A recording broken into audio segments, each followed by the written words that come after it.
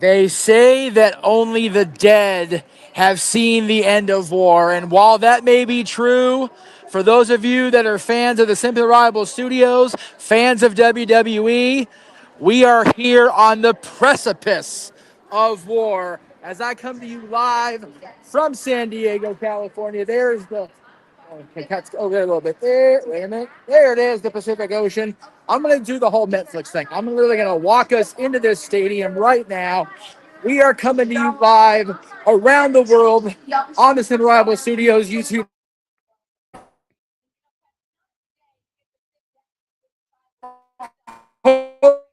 Around the world.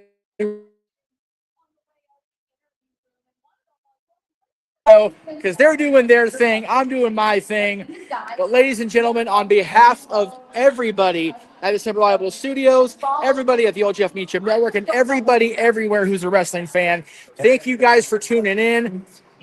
Like JJ said in the green room, every day is Christmas when you're with Jeff Meacham and Simple Reliable Studios. So boys, take it away.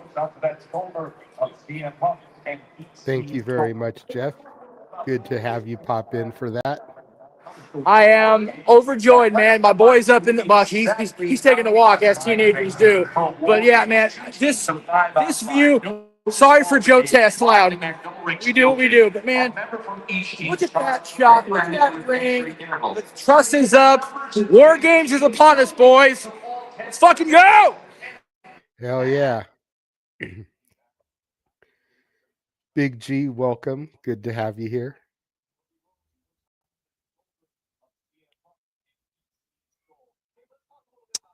Glad to be here to call this Survivor Series War Games with you guys.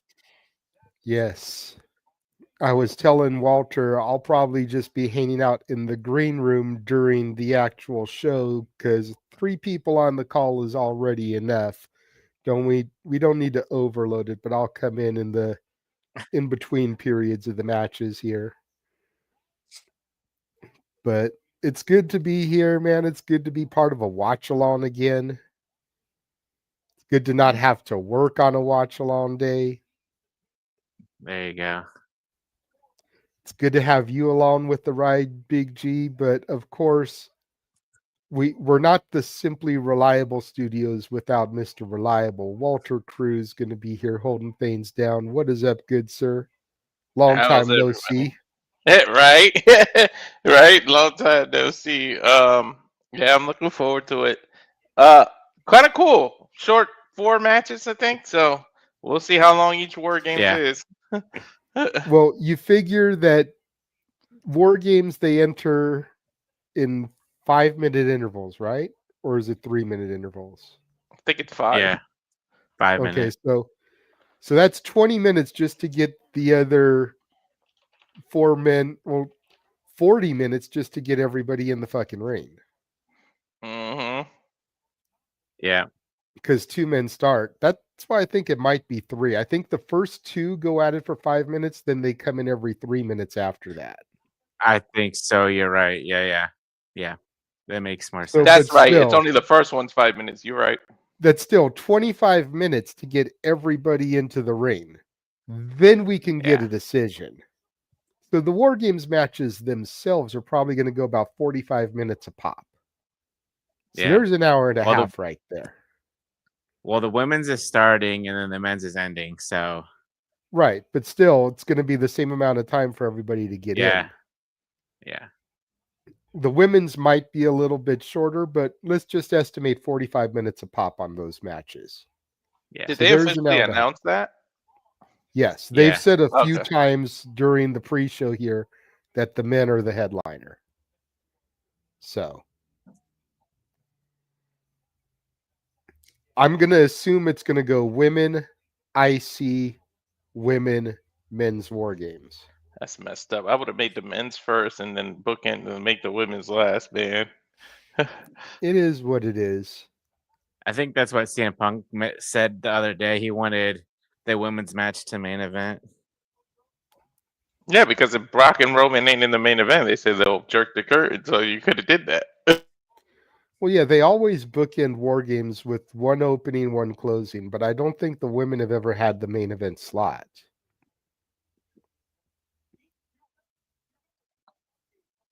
Not that I can recall.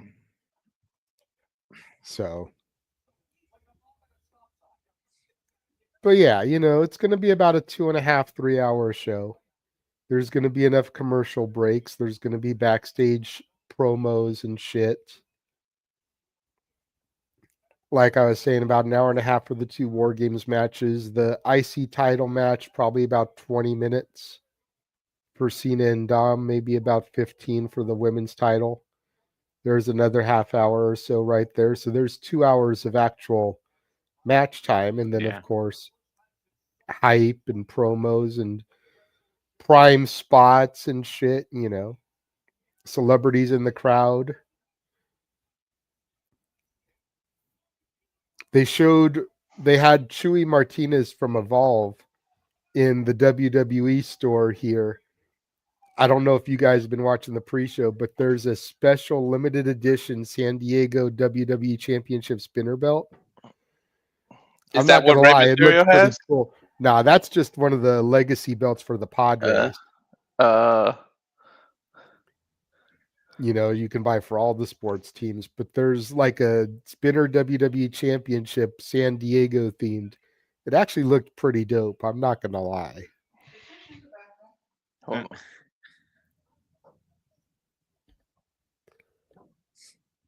But we'll go to you first, Big G. What match are you most looking forward to tonight? Well, first of all, the Cena and Dom match, just because it's Cena's last PLE match. And the 2 War Games matches. I mean, I think Stephanie and Nikki would kill it, but it's mainly the 2 War Games matches that do it for me, and John Cena's last PLE match.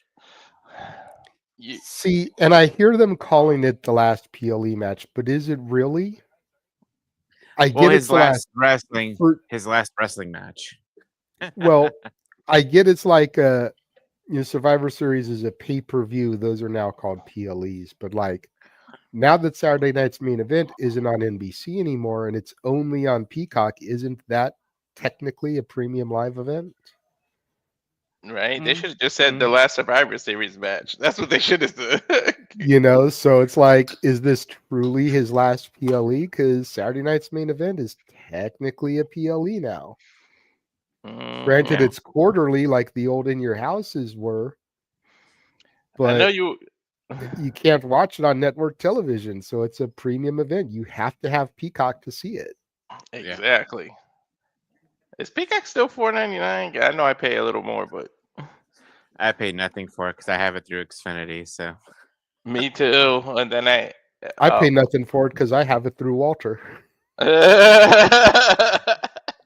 You're giving out the secrets, JJ.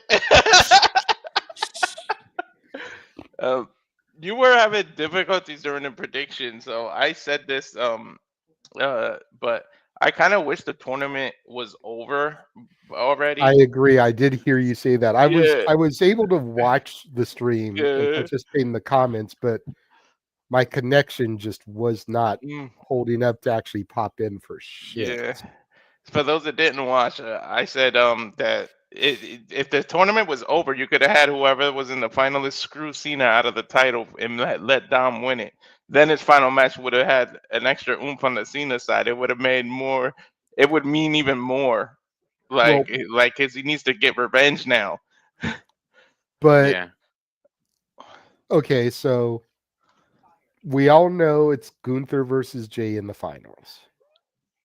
That would only make sense. That would only make sense if Gunther won the tournament, because Jay is still in the main event. He's in the War Games match. Yeah. So if Jay did that, screwed Cena, then entered War Games with the baby faces, that wouldn't make sense from a storytelling perspective.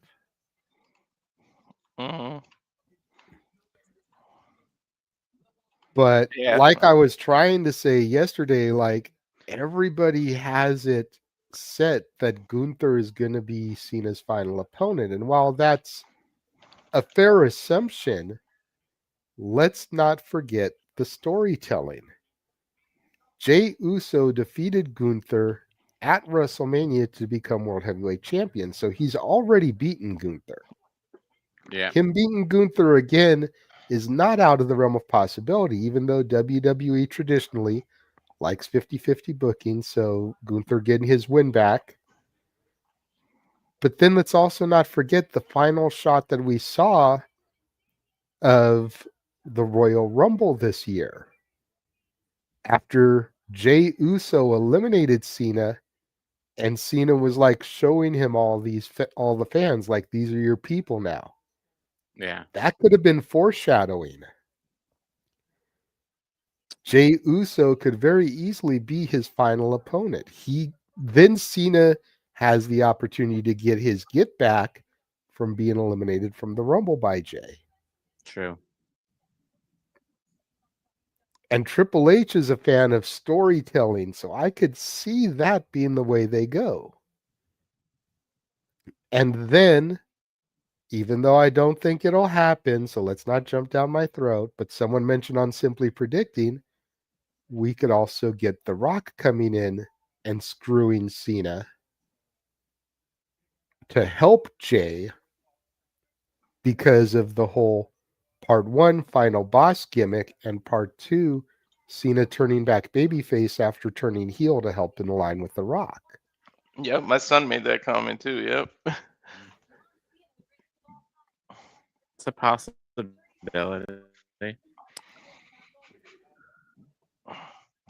Well, So what is there's a he doing? 'Cause lot of stuff going on there. he was doing that UFC movie. That's Yeah. kind of what screwed us up. Then he's got Moana 2, which is a recording thing. So he could have made time for that. I don't know what else the hell else he's filming now. He's He has He's the doing- live he's action doing- he- Moana. that's coming out. He's doing I don't know if the filming for the next Jumanji is done, but he's filming Jumanji currently too. That's Yeah. a lot of lines to memorize. Shit. And Well, then to your point though, the Moana 2, he just has to come into a studio and knock out dialogue. He doesn't have to memorize that shit. well, That's He can read Moana that off 2 the already script. Moana 2 already came out. I think Yeah, that's Walter true. just meant the live action Moana, but that's already in post production. They already got the Mm. they had like the teaser trailer come out already. So Yeah, Oh, I wow. He seen is the working- trailer. yeah, he's working on Jumanji. And I'm sure after that, I'm sure he's got another project going on too. The man's just so freaking busy right now. I think that's not a bad idea, JJ, but I think wrestling is so far behind with The Rock right now. He wants to focus on his Hollywood career and try to I don't know how well Smashing Machine did, but he's probably getting to his like Oscar phase. That was the only benefit to us during that writer's strike, because it freed him up. He couldn't do anything, and then we saw him, and it was like, damn it, when the writers took off strike, and then Yeah. started happening, he had to re-sign to all his projects. Yeah. Mhm. Like, Smashing Machine did horribly at the box office, Yeah. but that doesn't mean that it won't see a bump come award season, Award because season, yeah. movies that get nominated for awards tend to get a small re-release, and especially if he wins for it, it might get a re-release. Yeah.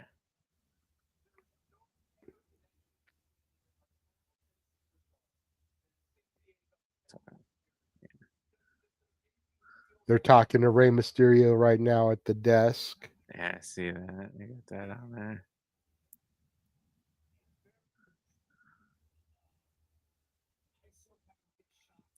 But yeah, let's go ahead and talk about some of these matches here real quick. A little bit more. I don't see the Dominik one loaded in here, so I'll load that real quick. Was it under Snyder? There it is. Yeah, it says you missed it. It was between 640 and 650. Oh. It might not let me. Hold on. 14 Windsor Street. What was it going? Oh, he must be talking to some Yeah, he's on a call. I was or like, who's he? something. He's It's like, I don't know what you're talking about, bro. So Stephanie Vaquer and Nikki Bella. No disrespect intended here to Nikki. I shit on Nikki a lot. I shit on both Bellas a lot. Not the way that Vince McMahon shit on Janelle Grant, but that's a whole other story. That's all allegedly. Nothing's been proven. yeah. But I just feel like Nikki is out of her league here I going think so against too. Stephanie Vaquer. Like, Stephanie is such a premier athlete, if you will, that Yep. I don't think Nikki has a realistic chance.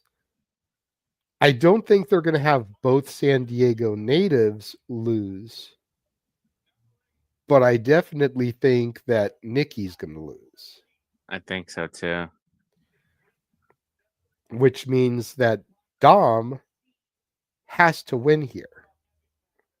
Because regardless of if it's Jey Uso or Gunther, neither one of them needs the Intercontinental title. No, not at this point in their not in this point in their career, especially Gunther, because that would be kind of not really a demotion to him, but like he already proved, that he is the longest reigning IC champ in modern history. So Exactly. but yeah, It's unnecessary at this point. I would consider it a demotion. I'd consider it a demotion for both of them. yeah, because they both won the world title just this past year. Mhm. But It's yeah, like, granted, Jay's reign was short with it, but at this point, it's unnecessary, I think, since he's been to the top of the mountain. yeah, Both of them need to just stay in the main event scene. I agree. And I think with Cena having won the title in Boston, in his home, it only makes sense to give it back to Dom in his home. In his home, yeah. Then we go to the Women's War Games match. And I mentioned this in the comments last night on Simply Predicting, but I think they missed the boat here by not putting Tiffany Stratton and Jade Cargill in here. Okay. As cool as having AJ in this match is, I would have rather seen her and Becky fight one-on-one again Mm-hmm. and put Jade and Tiffany in here. Yeah. Because I could see Nia and Lash hooking up with Jade and kind of redoing the baddies thing that she did in AEW. That's right. Yeah. And everyone still criticizes Jade's wrestling. Putting her in a multi-person tag match like this gives her an opportunity to accentuate her strengths and hide her weaknesses. True. True. And Tiffany, with that prettiest moonsault ever, gives her an opportunity to have a show-stealing performance. Yeah. But I wonder if Tiffany's taking time off because I haven't seen her in the past couple of weeks since she's I lost haven't the either. title. So maybe that leg injury or knee injury, maybe she's just taking time to rest up. Possibly. And then over on the men's side of things, the only reason I could see them doing this last is if there's going to be a huge, like, something coming out of this. Yeah. And the only thing that I could think of that would be big enough, and y'all may think I'm crazy here, Go ahead. I want to see what you're going to say. I might be thinking the same thing. Brock turns face. Okay. I think everybody's expecting someone on the babyface side to turn. But if you look at the babyface side, Punk, the Usos, Roman, all connected to Paul Heyman. OGs to Paul Heyman. You're Even right. Cody, who granted Cody was never a Paul Heyman guy per se, Mhm. but Cody has talked before in interviews, both in ring to Mr. Heyman and in like his what do you want to talk about show Mhm. about how Paul Heyman and ECW gave Dusty an opportunity to make money when Dusty was struggling to make ends meet. Yep, I remember that. So I could see Brock turning and just aligning with all the people that used to be on Heyman's side. And it's because I had heard a rumor that OG Paul Heyman guys or original Paul Heyman guys was copyrighted. Like they got that trademarked. As far as WWE goes, Brock Lesnar is the first Paul Heyman guy. Right. Yep. So it doesn't make sense that he's on the other side, except for the fact that Brock is better as a heel. Yeah. But what if he was a plant? Because the last time we saw him before this return, he was acknowledging and showing respect to Cody. Right. Yeah. So what if he was brought back by Cody to kind of, be a double agent, if you will? There was that respect factor. The last time they had a rivalry too. That's what I'm saying. The last time we Mhm. saw them, Cody beat Brock and Brock showed his respect to Cody. Yeah. Just weird. Noah said something that made me. I picked the heels, and then he said it's Dusty's match, and then I got to bet Cody win it. And I was like, damn it! No, I should have picked the faces, but I usually stick to my gut, and I still kept the heels, but I'm probably wrong.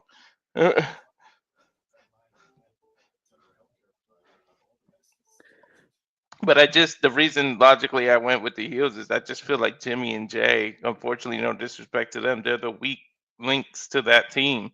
So if you just have them pin Jimmy, it's not as bad as one of the world champions losing. True. But if one of the world champions gets pinned, that could be the title match set up at the Royal Rumble. Hmm. Yeah. So and so pinned Punk, so and so pinned Cody, they deserve a title shot. And especially if it's someone like Braun Breaker or Bronson Reed, like you could give them a throwaway title match at something like the Rumble. Yeah. I mean, shit. Well, wasn't it like Hardcore Holly versus Brock Lesnar for the title one year at the Rumble? Like, come on. I think so. Yeah. Hardcore Holly wasn't going to be Brock Lesnar. Not no 3. Fuck no. What the hell are we doing here? Get this off my screen. Right. So, Bronson Reed, CM Punk, Bronson Reed, Cody Rhodes, like that. Could be a good little throwaway match. And then you get them out of the Rumble match, too. Yeah. I wonder how many Vision members would end up in the chamber. This is these factions. Interesting. Mm-hmm. Because you have to face each other. It's like AEW with the tournament. The people within the factions have to face each other. So it's going to be interesting what they do. If you put the same faction in the chamber, what's going to happen? You can only double team buff for so long. Only one person can win in the end. Exactly. True.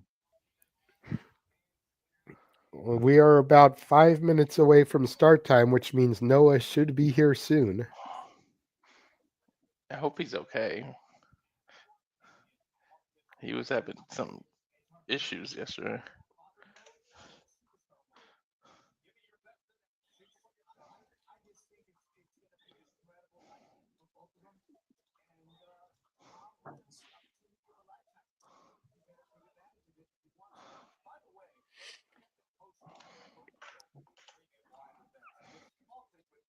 There he is.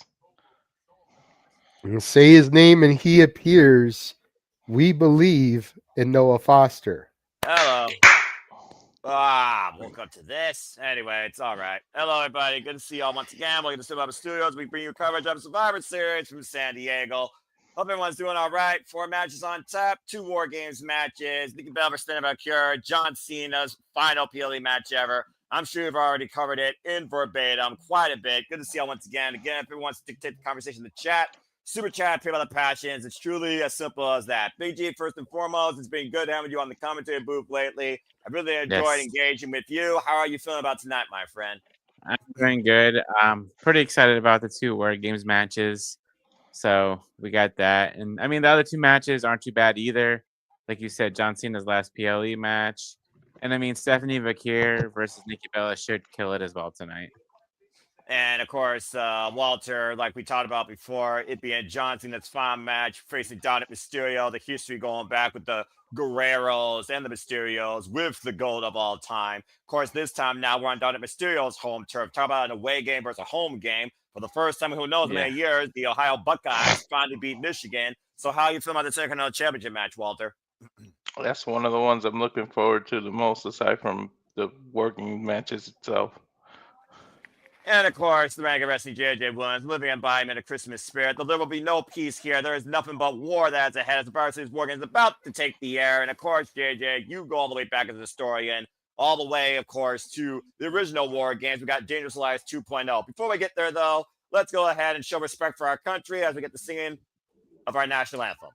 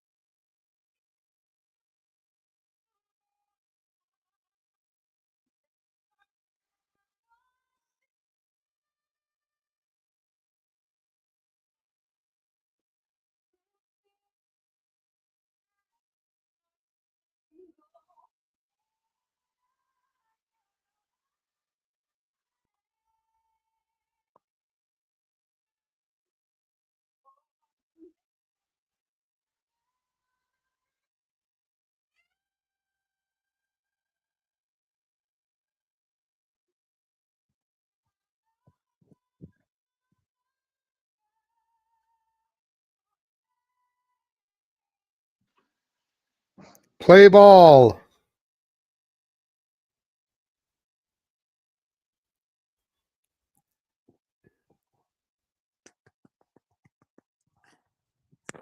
An amazing rendition brought to us today by Cassie B as we bring you into tonight's PLE. Ladies and gentlemen, Simple Marble Studios community, this is Survivor Series, and this is War Games!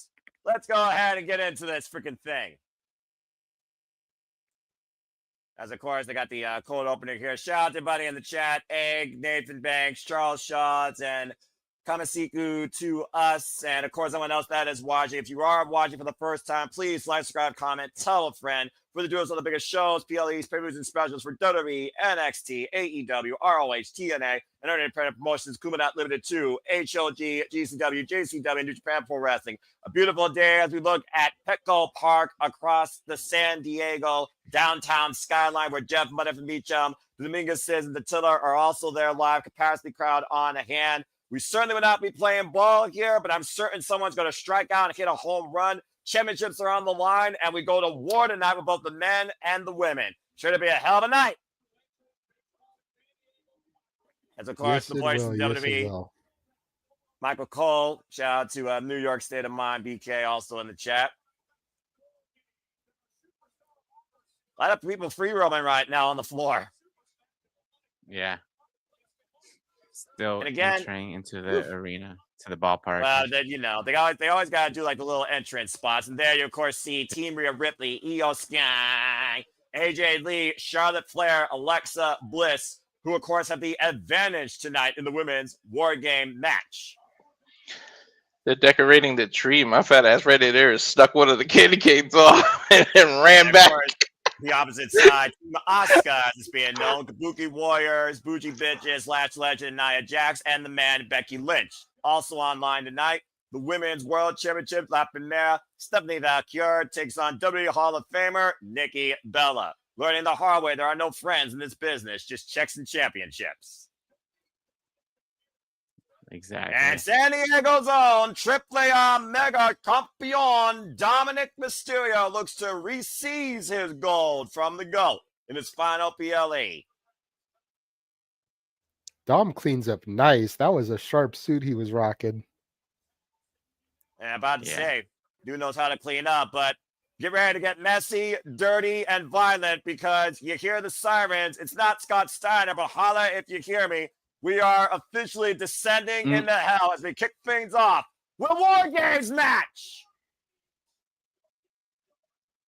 This is going to be fun. Oh, yeah. As, of course, we got our cold opener here, as always. And again, like I said, JJ, War Games going back to the original brainchild of the American Dream, Dusty Rhodes, baby. And, of course, Paul Heyman, Paul Ellering, Paul Heyman creating this Dangerous Alliance 2.0 that I'd like to point it out. He's got a hell of a team of killers, honestly, but we're literally talking to somebody on the opposite side that was born into this business, going into the brainchild of his father. Do you think that gives Cody Rhodes and his crew an advantage? Slightly. A slight advantage. I believe there's more people on Cody's team than on Heyman's team that have War Games experience. And experience in these type of things means everything. And, of course, you would be correct on that. But we got to also talk about right now, Big G, who's the quarterback, who's the captain, who is leading this, who do you acknowledge as the front man? We saw that face-to-face with Roman Reigns, CM Punk, and Cody Rhodes on Monday. It's almost like Roman was brushing it off, saying he's been in this war. Cody's just a new member joining in. CM Punk and Roman, of course, were part of last year's War Games. When Roman basically owed CM Punk a favor, we saw what that led to at this year's WrestleMania. So, again, do you think that Roman, for the sake of his family, will play ball with CM Punk and Cody? Or will he make it about himself? So. Well, they did an exclusive interview earlier with Roman, and Roman said if they want to win, they need to listen to Roman Reigns. Well, behind every great army, there's a great leader. But we've also seen great betrayal as well, as well as history itself, going back to Brutus and Julius Caesar. And again, Walter, we saw that Rhea and Charlotte said that they are willing to go to war together. While Alexa Bliss and Charlotte Flair may not be friends, and AJ Lee is completely unaware of this environment, I do think the fact that they have the advantage might give them that level of comfort in each other to trust each other where they might win this. And again, thanks to Safet reminding us, the women kicking things off here, going all the way back to the inaugural Women's War Games in my NXT War Games 2019. And of course, Rhea Ripley was part of the winning side, and she won under handicap means. So again, history once again strike for the bringer of brutality. Yep, and I think Alexa did use the F word a couple of weeks ago, that in the build up to whether Charlotte was going to still join or not. So they ended up calling each other friends. I think the F word was said. Actions speak louder than words, and actions will be the only thing that will determine tonight's outcome in the survivors, the victors, and the failures. And again, welcome everybody into our presentation, our coverage. This is Survivor Series War Games. I hope everyone had a great holiday season. We're grateful for y'all that are tuning into us following Turkey Time, Noah Foster, Walter Cruz, the original Big Baller, Big G, OBG1, and the Renegade Wrestling JJ Williams, living embodiment of the Christmas spirit. We hope that you all continue to join us along this presentation for the reactions and coverage. As we get ready for the Women's War Games, it's Team Rhea versus Team Auska. Team Rhea with the advantage. And there you see that demonic structure descending down upon the two rings, one cage, 10 women, 2 words. This is War Games. I don't know why they don't use Regal to just introduce everything. Let's go down to Lisa Taylor for their inductions on this match and the rules. And again, here we go, folks! For those that don't know the official rules, Big G, why don't you go ahead and tell the people how this works? Yeah, so one member of each team starts the match. After 5 minutes, a member from the advantage team will be released to enter the match. After a 3-minute period, alternating members from each team will enter the match until all competitors are inside the ring. Once all competitors have entered, War Games has officially begins. Once War Games begins, if a competitor leaves the cage, their team forfeits. The only way to win this match is by pinfall or submission. Thank you very much, Big G. So here we go. And of course, strategy is going to be key to see which member of each team starts off. Again, talking about experience, JJ, Auska has been in every women's War Games match. And of course, in the inaugural one, she was part of the losing side. Yeah, I was going to ask, how many times has she been on the winning team? She lost in 2019, lost in 2020, I believe, lost when it was NXT Rainbow Bright versus Rainbow Black and Gold. Excuse me. So I think she's only been part of the winning side twice. So whoever comes out last is the one that actually starts, right? I'm not sure exactly because I'm used to seeing cages that, of course, will hold the competitors at bay. Again, in the Paulabeck area, this War Games, it's a whole different setting, not to mention this venue. But to your point right now, the first one that is coming out is the Queen, Charlotte Flair, who was previously involved in War Games, of course, and was able to coexist with Becky Lynch to, of course, win against Team Bayley and Damage Control. Correct. So if I'm not mistaken, this is Kairi's first War Games, AJ Lee's first War Games, Nia's, and Lash Legends. Everybody else has been in a War Games match. I believe Kairi Sane was also involved in previous War Games, but to your point, everyone else is a first time. And you will also notice the special gear worn by Charlotte Flair, designed by Alexa Bliss. Maybe they didn't do the cages because of the design of the stadium. Yeah, they might literally just come out of the entranceway here, but it looks like your starter. Yeah, they're coming out of the dugouts. Yeah, your start. I was about to say they're not using the dugouts here; they're covered with people. But again, if you pick your starter for Team Ripley as Charlotte Flair, you earned a point. The Queen enters the two rings first. Damn, I damn sure didn't. So Nia was in a War Games match too. Okay. So I said Charlotte at first too, and I didn't change it. Yeah, damn it. I mean, I did change it. Let's see. It's hard to argue with the pedigree of Charlotte Flair with the fact that you are sending the Queen into war first. I bet you Brock or somebody's claustrophobic, so they changed it this year. They're like, all right, we won't put you in the cage. We'll do the entranceway. I guarantee that's what happened. Well, hindsight's 2020. Uh-oh. The Empress of Tomorrow. Well, at least I got this one right. And ironically enough, this is the woman Charlotte Flair only beat at WrestleMania 34 that ruined her mystique. This is also the woman she beat last night to get the advantage. The captain leads the way for her team. Noah, did I pick these two to start? I can't remember. I am always bad when I know I swear I picked Auska. Well, I'll tell you what, Big G, because of course this is the finale of the 2025 WWE PLE Predictions League. I'm thinking about it that's participated the entire time or just now. Of course, I will continue to bookmark this and bookkeep this into the new year and the years to come, now and forever. Let's go ahead and see what you picked since you are on the call here. And Dan, good luck to everybody here tonight. At the end of the day, I hope everybody has a great time. Your starters, Big G, was Auska and Auska. So you did get one half right. Okay. Did I you get my I had update? Kairi and Alexa. And Michael Conway Barrett on the call tonight here for WWE. And hey, I got 1 point right, so at least I got that as well. I think I picked Nia and Alexa. And of course, we know now, since these two are going to start, and this match will not begin until all 10 enter, these two will be involved in this match for nearly the duration of half an hour. So it's going to be an endurance game for these two, because not only are you sending somebody with a surgery repaired knee, Auska, we know how dangerous she's become since her return from injury as well. Yeah, sure. Auska, of course, one half of the Kabuki Warriors, the WWE Women's Tag Team Champions that, of course, beat Alexa Bliss and Charlotte Flair last week, Monday night, 2 Monday nights ago on Raw, thanks to the introduction of Nia Jax and Lash Legends interference. Okay, we've seen last year. Sorry, I'm just going. Off. Go ahead, Big G.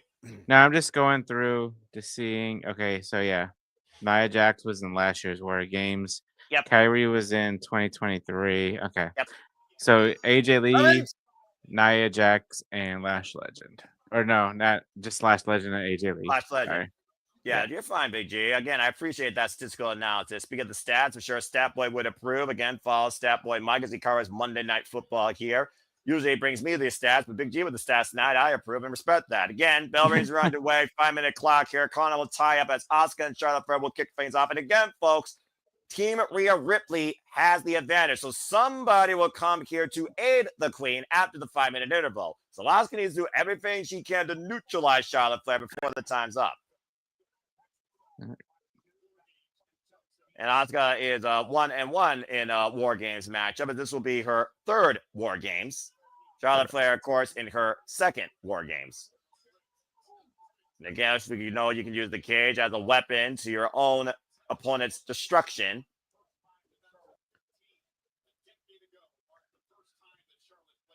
And of course, we talk about the first time that Charlotte Flair beat Auska. The first time she appeared in Survivor Series was 2015. The Queen returning to the stage to introduce The Undertaker a decade later. What happened here? What's going on? And right now, Auska with the side headlock to Charlotte Flair. Oh, okay. Oh, good. I want to make sure you're all right.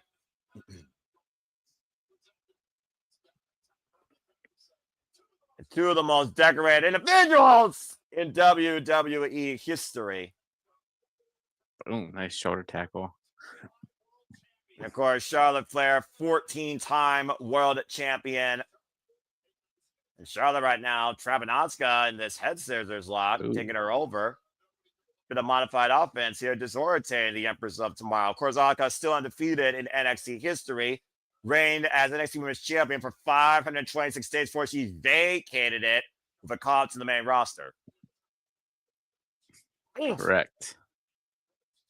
Using the roster advantage, attacking the non-surgically repaired knee.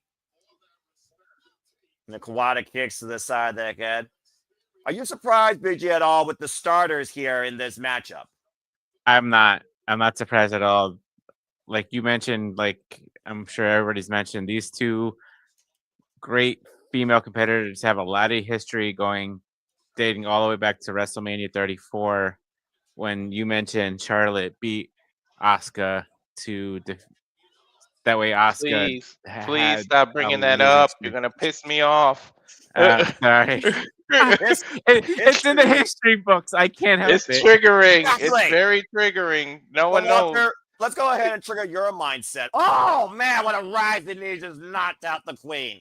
Let's go ahead and trigger your mindset. Ooh. You've been on Asuka's case about winning a PLE, let alone a WrestleMania, getting revenge against the Queen since WrestleMania 34. So what do you think Auska needs to do as captain of this team to not only get the better of her greatest rival, but Rhea Ripley and company, knowing that Team Rhea is going to bring another person in here shortly?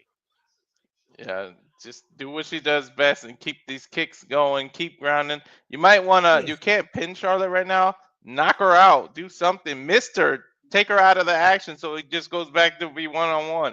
You know she had the mist in her throat already. Oh, yeah. You want to say that towards the end of the match. You don't want to... You don't want Auska to blow her load pre-match. You never know. If you think about it, though, you equalize it by doing that. Doesn't mean that she doesn't have a second load of miss. I mean, we are talking about somebody inspired by the Great Muda or freaking Kabuki. I'm just saying, literally the definition of a Kabuki. Hey, you never know if Kairi has some miss this time because you expect it from Auska. They could have some kind of strategy. Do you think Kairi will remain loyal to Auska here if Auska still commands what Kairi to do, even means sacrificing her at a point of weakness? Or do you think Kairi could be maybe a downfall to Team Auska? We've been talking about Kairi's mindset since the fallout with their family and Io Sky joining Rhea Ripley. Could that come into play here? Nice cartwheel clothesline by the Queen. I believe Kairi is very loyal. I like this new outfit by Charlotte, by the way. It's very Alexa Bliss inspired, you can tell. Well, again, they're not friends, but they were previously WWE Women's Tag Team Champions. All because Alexa Bliss believed that Charlotte Flair needed somebody that trusts her, respect her, and that you don't need to be alone. And we've seen kind of a turn of the heart here by the Queen lately since her loss at WrestleMania against Tiffany Stratton. How much time is left? The last time I saw the clock was 4:28, but that was a while ago. Probably about like That's 2 minutes left. 5 minutes Give or would be a take. very long time when you think about it, guys. And at Yeah. the end of the day, these two are in an endurance match. Let's just be honest here. They are in an Yeah. endurance. They're in for the whole thing. Mhm. Auska right now trying to dictate the pace here, in control of Charlotte Flair. The Irish whip up and over. Ah, she did the flare. She didn't flop this time, but she might flip Oh, as she nice. goes to the top rope. And Auska meeting Charlotte Flair. 20 18 seconds to seconds your for me. point 15, before the next competitor comes 14, in. 13, I'm a couple seconds 12, behind you guys, but that's fine. 11, Yeah, we'll be 10, fine. 9. I'll let Noah say the next person. And Team Rhea, of course, the advantage as the Queen's about to get some aid in 3 seconds. Who's coming to help Charlotte Flair? Let's find out. Oh, shit. Who is it, Io? It's Io Sky, and you know that Nice. young, crazy genius of the sky is going to do something crazy. She With the already has the trash trash can lid with her.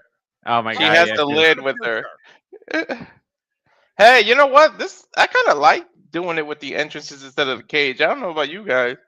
Well, it does make it feel more important. It shares what they did with AEW Blood and Guts. I honestly never cared for the whole locking everybody inside a cage, just why they wait, Yeah. because for all we know, someone could be kind of Plus, I don't- it gives I don't everybody the pop of their own entrance, like the yeet and whatever.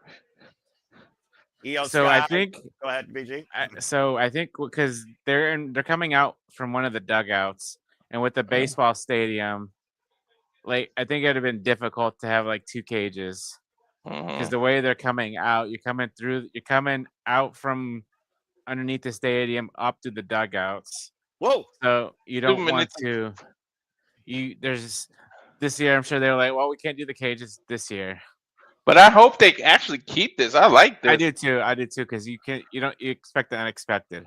Yeah, exactly. Because you already know everybody that's going to be involved. You just don't know which one's going to show up or show out. Exactly.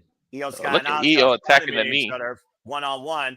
Nice drop kick. Io Sky, of course, coming off that match in Marigold against Maya Watani. Thunderstruck reunion. Many have deemed Io Sky the rest of the year here in WWE when she arrived after beating Mommy for the Women's World Heavyweight Championship.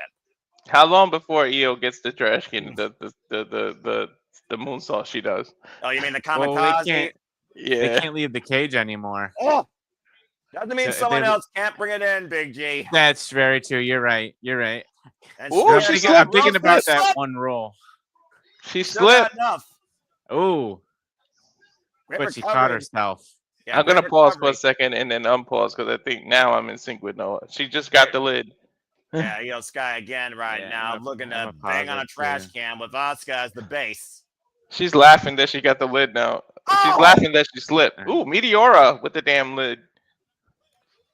That lid crashing in the face of Auska as everyone loves Io Sky. Ooh. Two-time world champion, of course. Meteora replay. And like I said, Io Sky comes in here with the most War Games experience, been involved in every War Games match. And in Well, that's every awesome. match, she's done that trash can spot. Damn. Legit. You are legitimately correct. Legit. Since 2020, well, actually, I take that back. 2019, she did not. She did a top rope moonsault. First time she introduced the trash can was 2020, being part of Team Shotzi Blackheart. But Io Sky was also involved in the losing decision after being Chocola bombed by Raquel Rodriguez in that middle partition through a ladder. Yeah. Ooh. Right on the metal plate. Yeah, about to say that metal grate grinding the face of Auska, and Auska is about to get some aid here. We might have a family reunion of the most bitter variety here in 14 seconds. Physically and mentally right now, Io Sky getting the better of her former family for the time being. Seconds ticking down till entrant number 4 enters the fray for Team Auska, who joins her. Whoa. The man.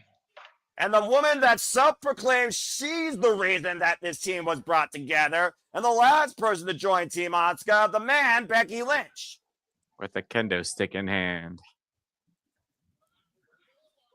And of course, former WWE Women's Champion, as we all know, has had her fair fallout with Auska in the past. And of course, has been part of this newfound vision with her husband on definite injury, Seth friggin' Rollins. Just recently losing her WWE Women's Intercontinental Championship to Maxine Dupree. Oh! Madison Square Garden now swinging for the fences against Io Sky. Bam. And of course, Becky Lynch has been apoplectic on social media as of late, blaming Jessica Carr for her misfortunes versus her own undoing. Nice Russian Legsley with the kendo stick. Becky went. And Io Sky sat up and over in the corner, hung up in the tree of woe as Becky Lynch ties her legs up in the turnbuckle, almost neutralizing one of her opponents. Oh, she's gonna go ham on that stomach now. She's wide open. Baseball season is open again. Batter up! Oh! And Charlotte Flair now coming in aid of Io Sky and two of the original horsewomen of NXT Black and Gold face to face on opposite sides this time.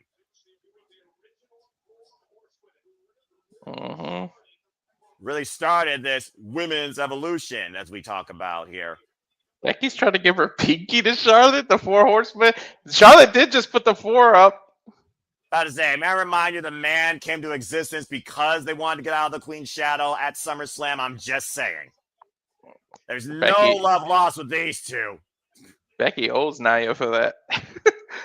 About to say, Becky and Charlotte Flair also shared a one-on-one match at Survivor Series in the name of bragging rights, and Becky did get the better of the Queen. Auska now coming to Becky's aid as we got a double team here.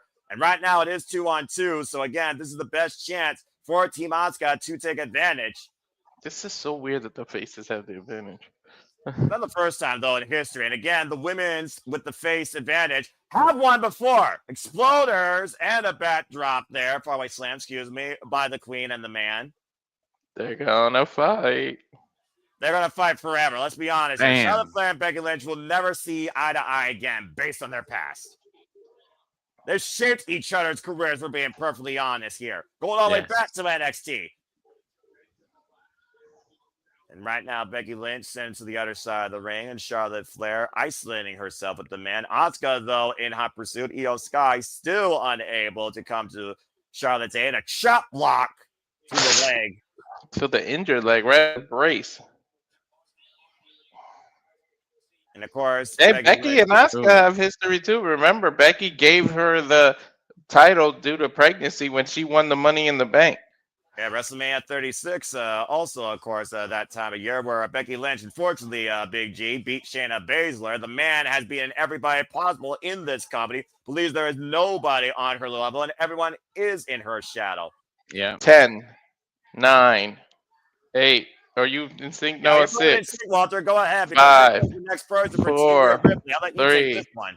2, 1, and Who we got? Alexa Bliss. The only friend of Charlotte Flair this calendar year. And her tag team partner, Little Miss Bliss, Alexa Bliss. Ooh, she looked dark. And it was 1-0 in War Games. Ooh, that's a little bit of a troop to get to the ring. She's running, but whew. That's not as long as the Royal Rumble way, but I do see what you mean. We're not running bases here. We're running into battle. We're running into war as the 3-minute clock once again sets itself back up. Auska, Alexa Bliss. Walter, what are you at on your timer? 2 minutes and 50 seconds. Oh, STO by Little Miss Bliss. You might have to hit go live. Sometimes it does that. I'm about to say, we're in pretty much good sync here. Yeah, guys. I'm at 240. Right. I'm at 240. Yeah, we're fine here. All right, 2 seconds is minimal here. Drop kick! Bam. Taking Auska down and stepping it over Auska. Now Little Miss Bliss going to aid her friend. Again, they're not friends, but you call it what you will. I'm sure they're Alexa friends in Bliss, real life. Okay. You know, what is kayfabe anymore? Unless your name's yeah, right. Yes. Yeah, oh, man. Slapping the holy crap out of Becky. That stiff knee right between the eyes, though. It's funny. All 3 of those women in that ring right now have all history in NXT in one way or another. Of course, Alexa Bliss was never NXT Women's Champion, but was a manager for, of course, the NXT Tag Team Champions at one point. Dragon Screw leg whip to Auska. Ooh, Auska took it crazy, twisting with it.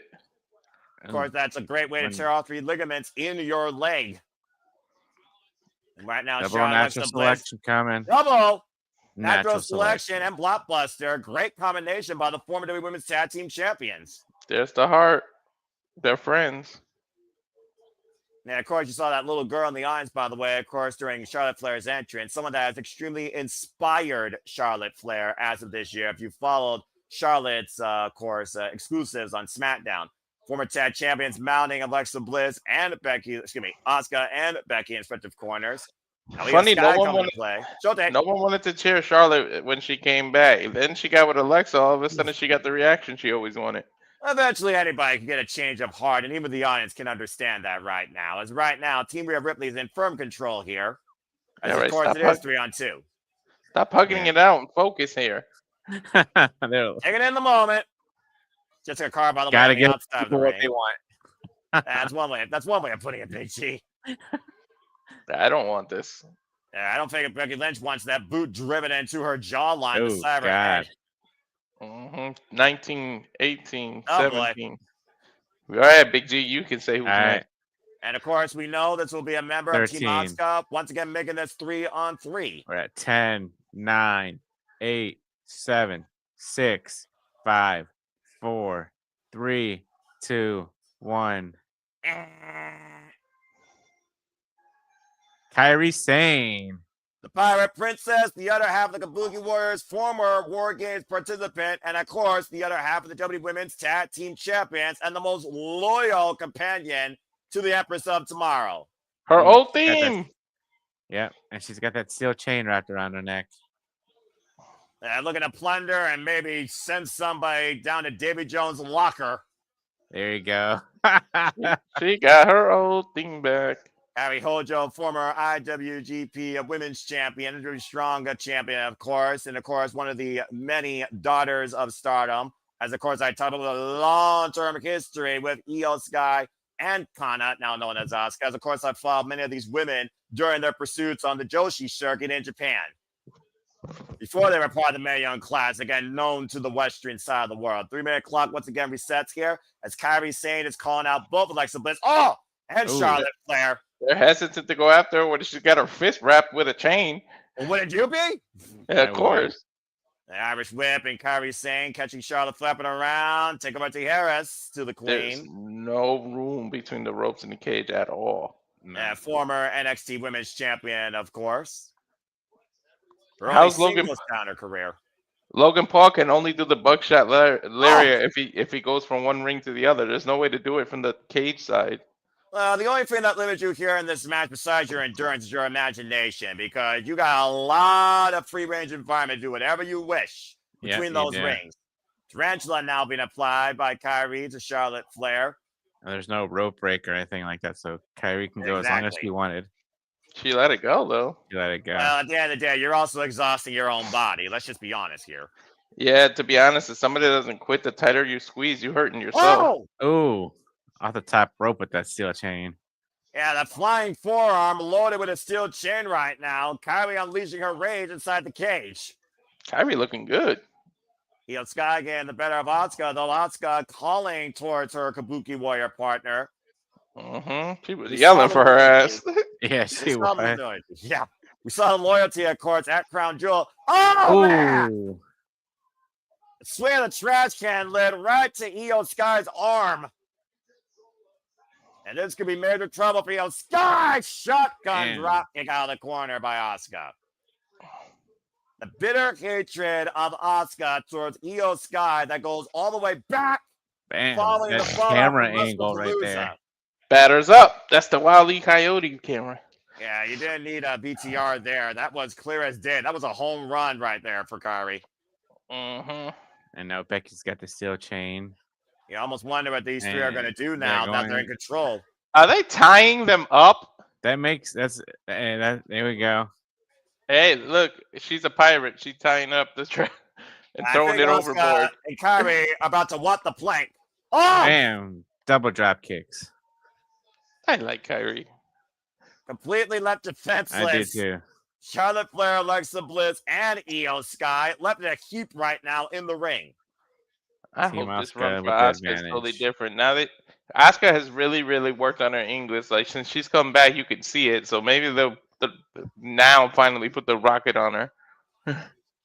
And Could be. meanwhile, here in Petco Park, we have 10 seconds until our next participant, and that will be for Team Ripley. Big G, I'll let you go ahead and say who it is this time. All Again, so you got right. both sides. So who we got to get in favor of the Let's team? see. I got 2, 1. And AJ, motherfucking Oh Lee. shit! Everybody's And gonna that jump up. place- And the place is going exploded. crazy. AJ Lee with a fire that burns inside her once again, thanks to the man Becky Lynch. And you see the fear on Becky's face, trying to keep the door closed, knowing that crazy little psychotic super geek of a girl is about to enter War Games for the first time ever. Becky Lynch right now preventing. Come on, AJ AJ. Lee from Think outside the entering. box. Climb over the cage. What I'm about to say. And Becky Lynch are rare right now. What AJ Lee's doing, there's no stopping her once she's over the top. No. Becky's like, I'm out. She's like, I'm out. I'm about to say Auska and Kairi Sane looking to meet AJ Lee. AJ Lee again for the first time ever involved in this War Game structure as she's officially in. And the 3-minute clock has once again begun. Now a 4-on-3. Ooh, nice And back crossbody. for Rhea Ripley. Nice crossbody wiping out the tag champions. I'm about to say, look at the fear. Is scared. Look at the fear on Becky Lynch's face. How fun is it to be trapped with somebody that's deemed psychotic? And of course, she's had a lot to say as of late to AJ Lee after that cheap attack on SmackDown joining Asuka's team. AJ Lee, of course, who was part of the reason that Becky Lynch lost her WWE Women's Intercontinental Championship against Maxine Dupree at Madison Square Garden. And of course, we saw AJ Lee in her first match. This is her second match, by the way, folks, since her return to WWE. We saw her in the mixed tag at WrestlePalooza against Seth freaking Rollins and Becky Lynch, incapacitating the man for the win. Yeah. Is it really smart to lock AJ is with her mentality instead of a cage? Well, if she's only got one enemy, I would say yes. Just make sure she's only in there in the ring with that person. The rest of you should be fine. Bottom line, don't piss off AJ Lee. You're probably going to get AJ versus Becky in a padded room match. I'm about to say, how about a straight jacket match? I mean, that makes more sense. There you go. I wouldn't be Kairi Sane surprised. right now. Is she mocking AJ her Lee. skip? It's not wise to mock AJ Lee. No. You can ask Nikki Bella about that. Damn. Oh, You can ask that stupid ass fan that superimposed a kiss on her. a drop kick there. Oh. Oh, this Right. is a one-on-one I didn't know I wanted. Asuka and this is AJ wild. Lee. Holy And the crap. field Like, is cleared right now. It's It's just one of one those, on. It's one of those what ifs you didn't think was going to happen. Then again, we never thought we'd see AJ Lee in a wrestling ring again, let alone in WWE. yeah, And now exactly. Becky wants to sneak attack. Of course. And now we got a 3-on-1 attack. Again, And, use the numbers in your favor. Neutralize who you think is your biggest threat, the freshest competitor. But again, it's still 4-on-3 right now in favor of Team Rhea Ripley. And that also, by the way, leaves just the captain on Rhea's side to enter. Yeah, Team Auska's about to get there. We're about to even it up now. Well, Walter, you're about to find out who that is between one of those bougie bitches. So I'll let you take this one because we're either going to get a debut or we're either going to get the Annihilator here in 8 7. seconds. 5, 4, 3, 2. It's probably gonna be the fridge. Let's see. And Yep, the fridge. shit. Why did someone open that up? I don't know. I like Nia. Not believe it or not, Nia's on my list. Well, your list is a list that I don't need to see. That being said, Nia Jax is definitely going to be a difference maker here for Team Auska. There's no denying that. No. Can you imagine everybody being locked in a cage with this Samoan? Is that a star on her face? Yeah. Hey, they might be wrestling, but they still gotta look good, Walter. Accurate. Damn. She bulldozing her way in there. Bam. The man Auska Clothesline. at a Survivor Series at one time. She also has a pinfall win over Charlotte Flair. Not She's to got a mention new that she outfit. started this calendar year beating Becky Lynch. in a match. She got a new outfit and it's white. She might bleed. Lash, excuse me.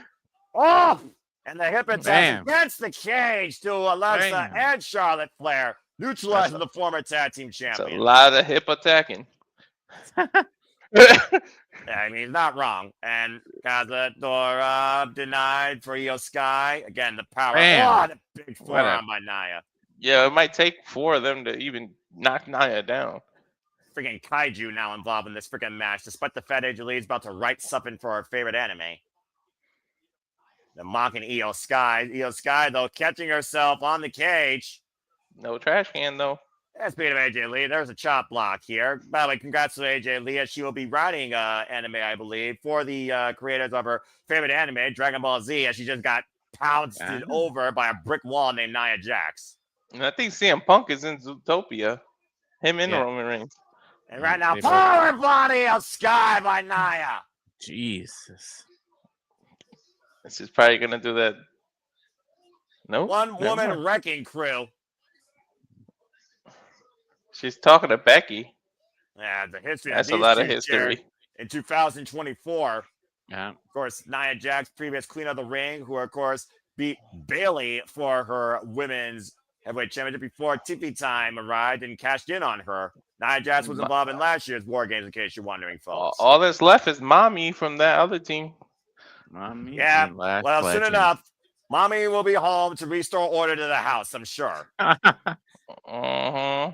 As right now, Becky, Auska, Kairi, and Nia in firm control of AJ Lee, Io Sky. They're gonna choke them out before Mommy gets out here. One's got the Kendall to the throat, and the other's got the damn chain. Well, let's not forget, Rhea Ripley did beat Team Baszler with a 2-on-4 handicap. So I would not rule Rhea Ripley overruling an army here. I'm just saying. That's true. Auska driving that chain to the front of Alexa Bliss, braced against the cage. 19 seconds, and Oh, the boy. Mommy comes out. You thought AJ Lee was a major pop? Get ready for the superstar in WWE. I said what I said. To Walter's point, in 10 seconds, Mommy's Yeah. about to unleash her wrath. About 3, to rip the 2, brutality. Go ahead, Noah. There it is! How Love fitting. it. How fitting, a War Game match, and it's This Is My Brutality. See, look, she brought out the EO trash can. Well, of course, like I said, Rico has been the tag team duo this year that everyone's loved. And despite the fact she may have a broken nose, Rhea Ripley is ready once again to go to war. Yo, that's a cool ass mask. That looks like the Undertaker's mask. You know who who that is? Who? Art from Terrifier. Oh yeah. She's a big Terrifier fan. By the way, cheap plug, go to Hot Topic. You'll find some awesome Rhea Ripley and Terrifier collab shirts. Nice. Doesn't surprise me, as Rhea Ripley was the one to declare war in the first place after Auska injured her with a DDT face first in the announce table. And she has 2 trash cans, and one of them I think says EO on it. Oh, This will be yeah. her She's fifth- like, that's EO's. This will be her fifth Mhm. War Games match in her career. As I said, she's been involved since the inaugural one Yeah. in 2019, leading her and Candice LeRae to victory over Shayna Baszler, Kaylee Ray, Bianca Belair, and Io Sky. Ooh. which was the What a opposite side. pitch! That was right down the middle with that pitch, right to Nia's face. And once again, Becky Lynch, you see the fear in her eyes, terrified at the woman that beat her at WrestleMania 40. Good job with that Walter. The baseball reference. Oh yeah. Well, and the Terrified because she's a big Terrifier fan. I'm about to say, Rhea Ripley, who's become a pop culture icon for every horror enthusiast and heavy metal lover. Becky Lynch right now trying to kick the candlestick out from Mommy's hand. Mommy doesn't need it, though. Bam. Short range clothesline taking down the man. And Rhea Ripley Another right one. now taking control of this match. Only one participant left before Bam. War Games officially begin. Nice back kick. And hooking up Becky. Oh, face first. The strongest WWE superstar right now in the women's division in WWE, in my opinion, on more ways than one. And now going after Auska, up and over, of course, beating Auska at WrestleMania 37 in her main roster debut for the Raw Women's Championship. Yeah. And now Rhea Drop kick off the top rope, takes down Nia Jax, and Mommy is the only one left standing. Look at the rage in her eyes towards Kairi now, up and over. Man. Kairi sent face down.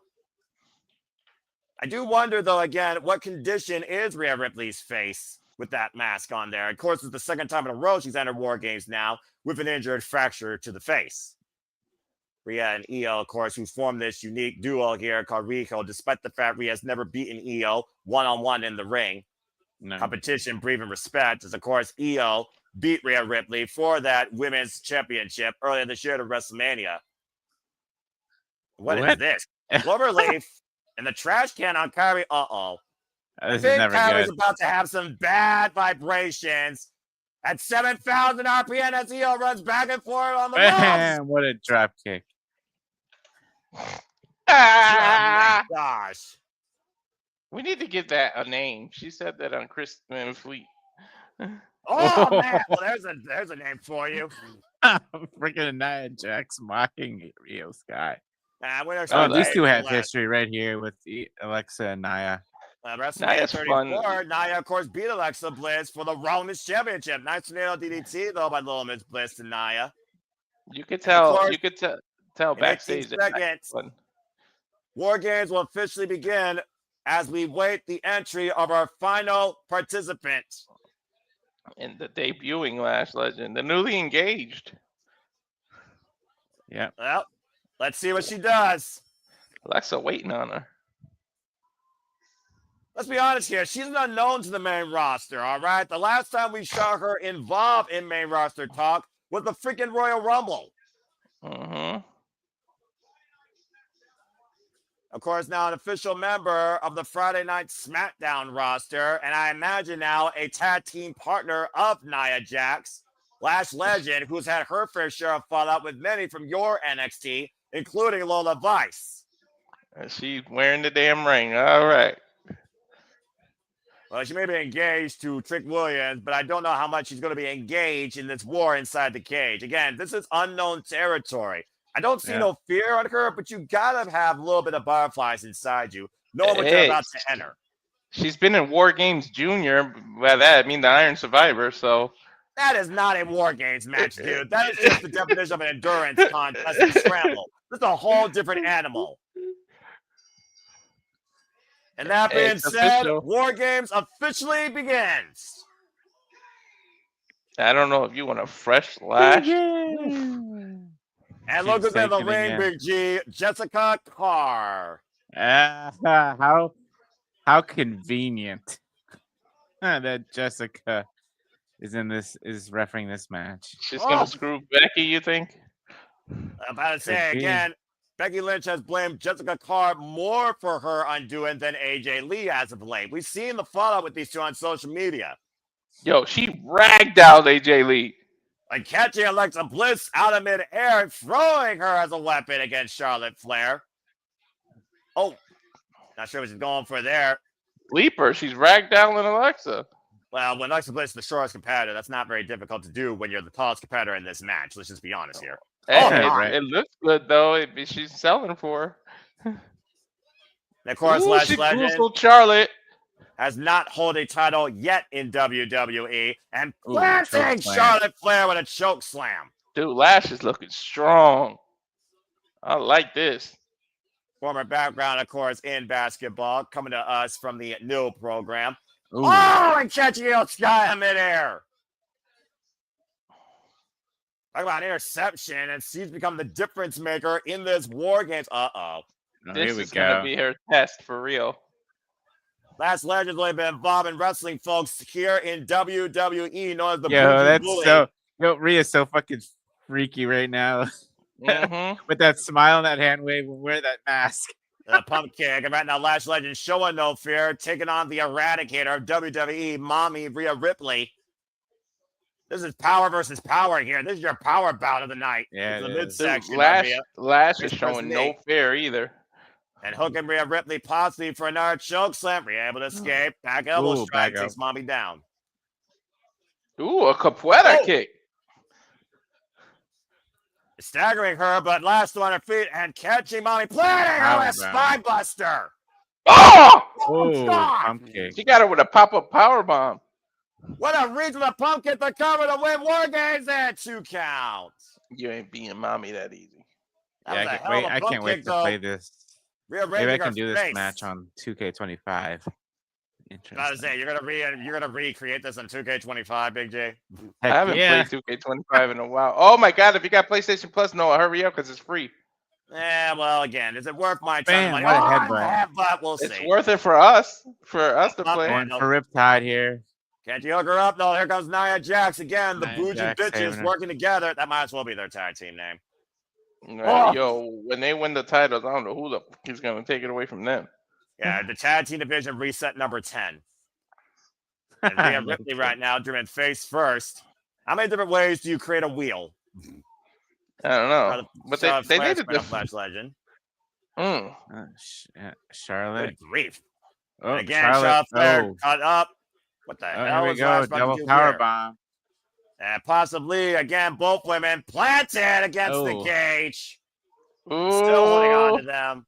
Punishing gonna Charlotte Flair and Alexa Bliss. I thought they were There's gonna a double powerbomb them powerbomb on spot. top of each other. Double cover here by the bougie bitches. AJ Lee breaks it up. Ref, pay attention. Charlotte was getting pinned too.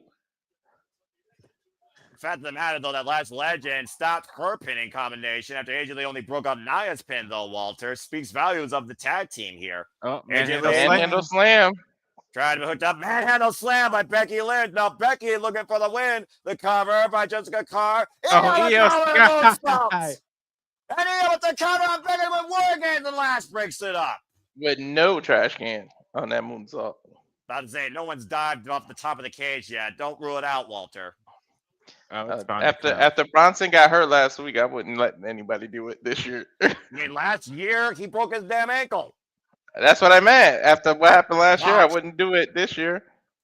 Io Sky snuff the ropes, caught by the bougie bitches, Lash and Nia Jax. These bitches got more Botox than Kim Kardashian's ass. Io Sky right now hoisted up above Nia and Lash. And from the other side of Charlotte, Strike! Alexa Bliss. Wiping out the entire team. Listen, when you're bougie, I think you're overrated. And I think that you're way prima donna. And that's Honestly, the only one that really has Botox, I think, is Charlotte. You might be right. Who knows? Oh, here we go. Oh, wait. Oh, they're going to do that insane elbow combo with the chain. Insane elbow with the reverse DDT, saying bon voyage to Io Sky once and for all. Put away the past of their family. Double And pin. the cover by the Kabuki Warriors and Rhea with the save. That was smart to double pin, too. It was just Rhea who was there.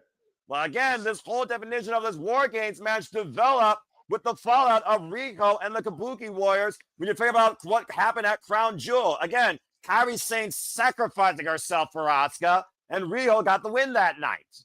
Eventually, Kairi, I hope, realizes that what 5-on-1 situation doing for her. Captain isolated here against the entire opposite team here. Gonna go down fighting, gonna go down swinging here, but the numbers and the power are just too much. Now Charlotte Flair and Rhea Ripley trying to... Oh! It was smart! She waited and then... Oh! And think about who saved her. Charlotte Flair saved Rhea Ripley.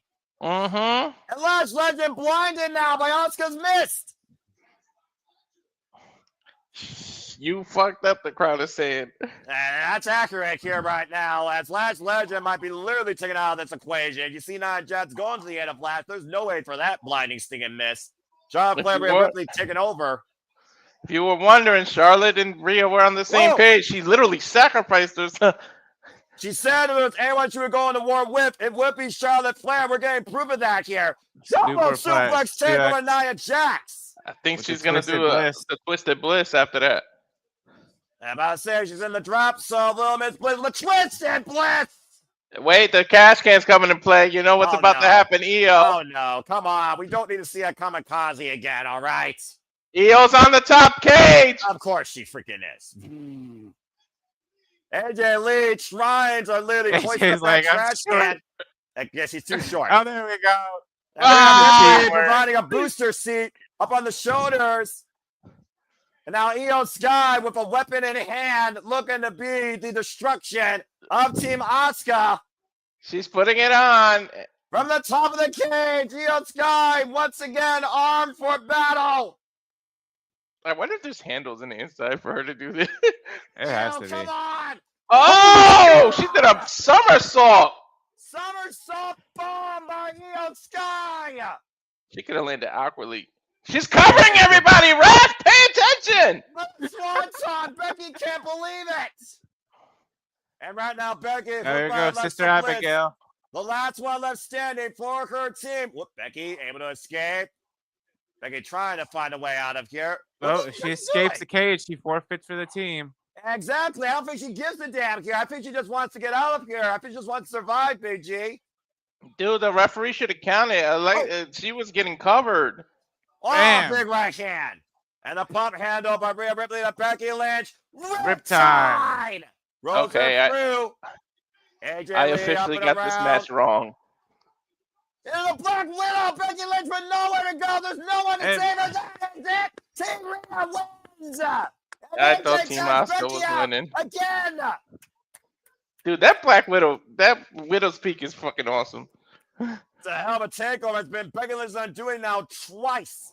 AJ Lee is 2-0, submitting Becky Lynch in the return of her WWE career and comes victorious in her first War Games ever. Your winners, Team Rhea Ripley, Io Sky, Alexa Bliss, Charlotte Flair, and AJ Lee. And Jessica Carr was the one that once again made a decision. That means the heels are winning the men, I think. I don't know, man. Let's go back to the replay, though. Again, this was the turning point, Big G. Yeah. It That cost. missed to the cost face her of in Lash the end. Legend. Well, let's bring in JJ to talk about the replay since he wasn't on here with us. Yeah, sure. Why don't we go ahead and give his highlights here? Go ahead, JJ. Good God. I'm with Walter. Why the fuck wasn't Jessica Carr counting the pinfall? Io was covering half the fucking field here. Apparently, the show does body weight distribution. Again, you gotta have the body weight distribution properly, and it wasn't there. And She Jessica was Carr wasn't in literally that ring. laying on top of like all the people. Jessica Carr was not in that ring. The referee did not consider anyone fully pinned due to bodyweight distribution. That's why Jessica Carr made sure when AJ Lee trapped Becky Lynch in the Widow's Peak, AJ Lee got the win for the team. She also missed Lash Legend's pin. She only counted Charlotte's. Either way, Lash Lash Legend broke Legend. her pin up. Speaking of Lash Legend, can we give that girl some props? She had a star-making performance when she entered this match. Oh Not yeah. bad. Oh, yeah. No doubt. No doubt. She was kicking some serious ass, and fucking even Trick tweeted, "I know she's not wearing that ring." Mm-hmm. It's like, hell yeah, she's wearing the ring, bro. Mm-hmm. She gonna not. That could have been a weapon. I was saying, I'm surprised you didn't use that. Great way to kick off War Games, though. Congratulations again to Team Rhea Ripley, the winner of this year's Women's War Games. And again, the babyface team with the advantage won, just like last time. Well, that was a good way to kick things off. Let's go ahead and take a look at some commentary real quick. And good to see Sandy, my great friend here. And coming up next, as we continue moving forward here, John Cena's 101st victory possibly at hand in his final PLE ever as he defends the Intercontinental Championship. It's the away team versus the home team as Dominik Mysterio looks to bring him the gold in San Diego. I'm gonna refresh my beverage here. I'll be right back. You're fine. Of course, they're doing the VTR here. Well, again, Big G, JJ, to your point, Lash Legend, yeah, not a bad debut, but at the end of the day, it was that inconvenient spot getting missed in the face and the concern shown by her partner and everybody for that matter. That kind of was Team Auska's undoing. Auska kind of screwed herself. She did. But again, you know, what a year for Lash Legend. Rumble and War Games and a call-up all in the same year. That's a pretty good debut. I mean, aside from not having a Mania match, like you can't really ask for much more than that. I'll give you that. Big things for Lash Legend, I think, for her career in the future. I'll definitely give you that, honestly. I do think we'll there is see an what upside. happens with her and Nia as a tag team. I mean, they could be the ones to ultimately dethrone the Kabuki Warriors. Now that we've got this written in angle, Auska blinded Lash. So there could be a little something coming there where Nia and Lash will now go after the Kabuki Warriors for the titles. Something! Why is something not a champion in TNA? Damn crime. That's a whole different conversation for another day. But again, it's not the first time we would have heel on heel dynamic. And you know Nia Jax is going to come back for blood after what happened to her partner, if that is perchance the truth here in this War Games match. The other question we got to consider, what excuse is Becky going to give now? And how much lash is she going to give Jessica Carr, who once again counted her in the loss? In this case, counted her in the submission. We'll have to find out. I mean, if this ends up developing into a story, that would be awesome. Because again, we talked about it, I think, on the Garden show about how Jessica Carr is trained as a wrestler. Correct. So if this leads into something where maybe we get Becky versus Jessica Carr down the road, that would be an interesting development. It would be. Again, I mean, Jessica Carr, like I said, most integral female official, the WWE 101 Ref Corp. And again, she is a trained wrestler prior to becoming an official. But she's also been Becky Lynch's undoing the entire duration of the fall season. Exactly. And I mean, hell, if Michael Cole can be undefeated at WrestleMania, then we could seriously, Noah, I'm sorry to make you choke, but we could seriously end up building to Jessica Carr versus Becky Lynch at WrestleMania. It'll be a far more competitive match, I assure you. With that being said, we got our commercial break. Fuck streaming services. We get ready now for the WWE Intercontinental Championship match, of course, with John Cena defending for the final time on PLE in a match for the final time on PLE against Mysterio. Second time ever, one-on-one encounter. Of course, it was in Boston. John Cena, of course, won the Intercontinental Championship, completing the Grand Slam in his sixth ever Intercontinental Championship match against Dominik Mysterio. A young boy, literally humbled by his better and by his elder. Oh, man. What's up, Walter? JJ, it popped in my head. You know how you could build to that match?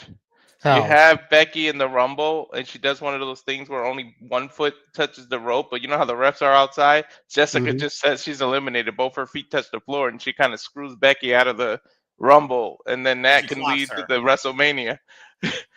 I can see either that or the chamber.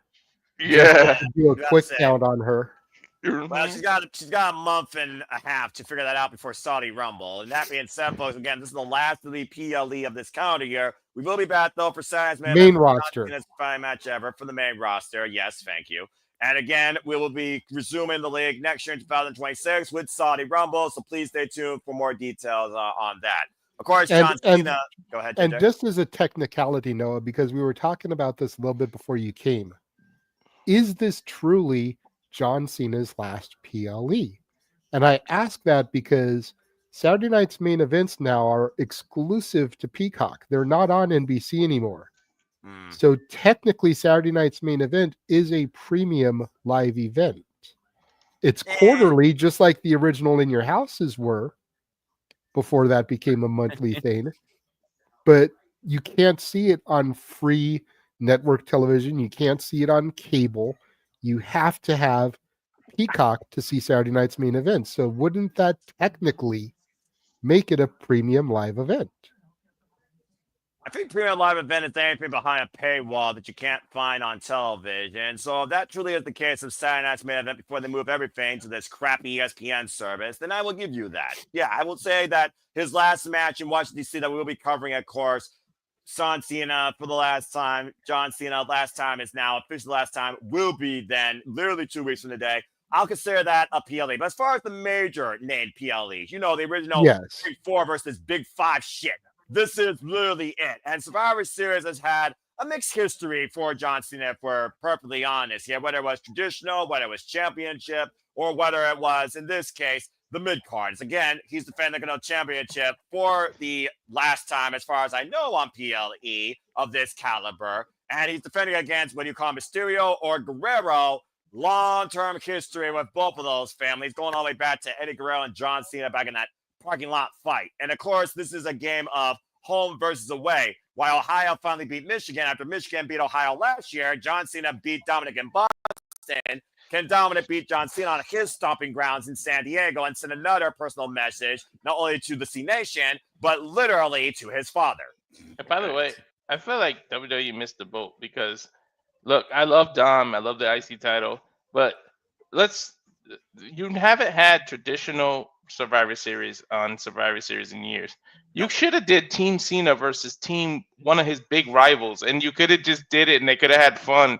And finally you brought back an old school Survivor Series with Cena in it, and it would have been awesome. Like, I feel like they missed the boat on that. A throwback, and he could have even been the Doctor of Thugonomics for it. Yeah, exactly.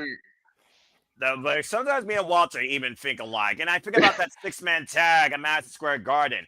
That could have been later the setup for a traditional Survivor Series match where you had at least 3-on-3 set up. I completely agree with you, Walter, but it's not the first time they missed the boat in WWE. I'm just freaking saying. Anyway, well, the bottom line here is whether it's Jey Uso or whether it's Gunther to face Cena in the final match, do either of those men need the Intercontinental Championship? Personally, no. The answer is no. So I think Dominik Mysterio has to get it back here. Well, I mean, again, your workhorse of WWE, as of course rated by ESPN as the top worker under 30 across the entire wrestling business. Talk about the workhorse championship that leads to bigger things. I think Dominik Mysterio should push forward towards the world championship, in my opinion. Held by somebody he also has great history with, considering he was his first match. That, of course, is the Second City Saint CM Punk. So either way, I think there's bigger things for Dominik Mysterio's future than the Intercontinental title. But Big G, do you think winning the Intercontinental title against John Cena further cements Dominik's career or leaves him basically where he is? I think it'll further his career.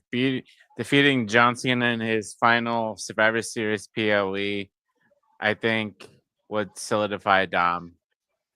And part of Cena's hustle, loyalty, and everything, one of them is respect. He won't hit a woman. You could literally bring Liv back, and Cena won't do anything to her, and you can use that distraction, and Dom could win here.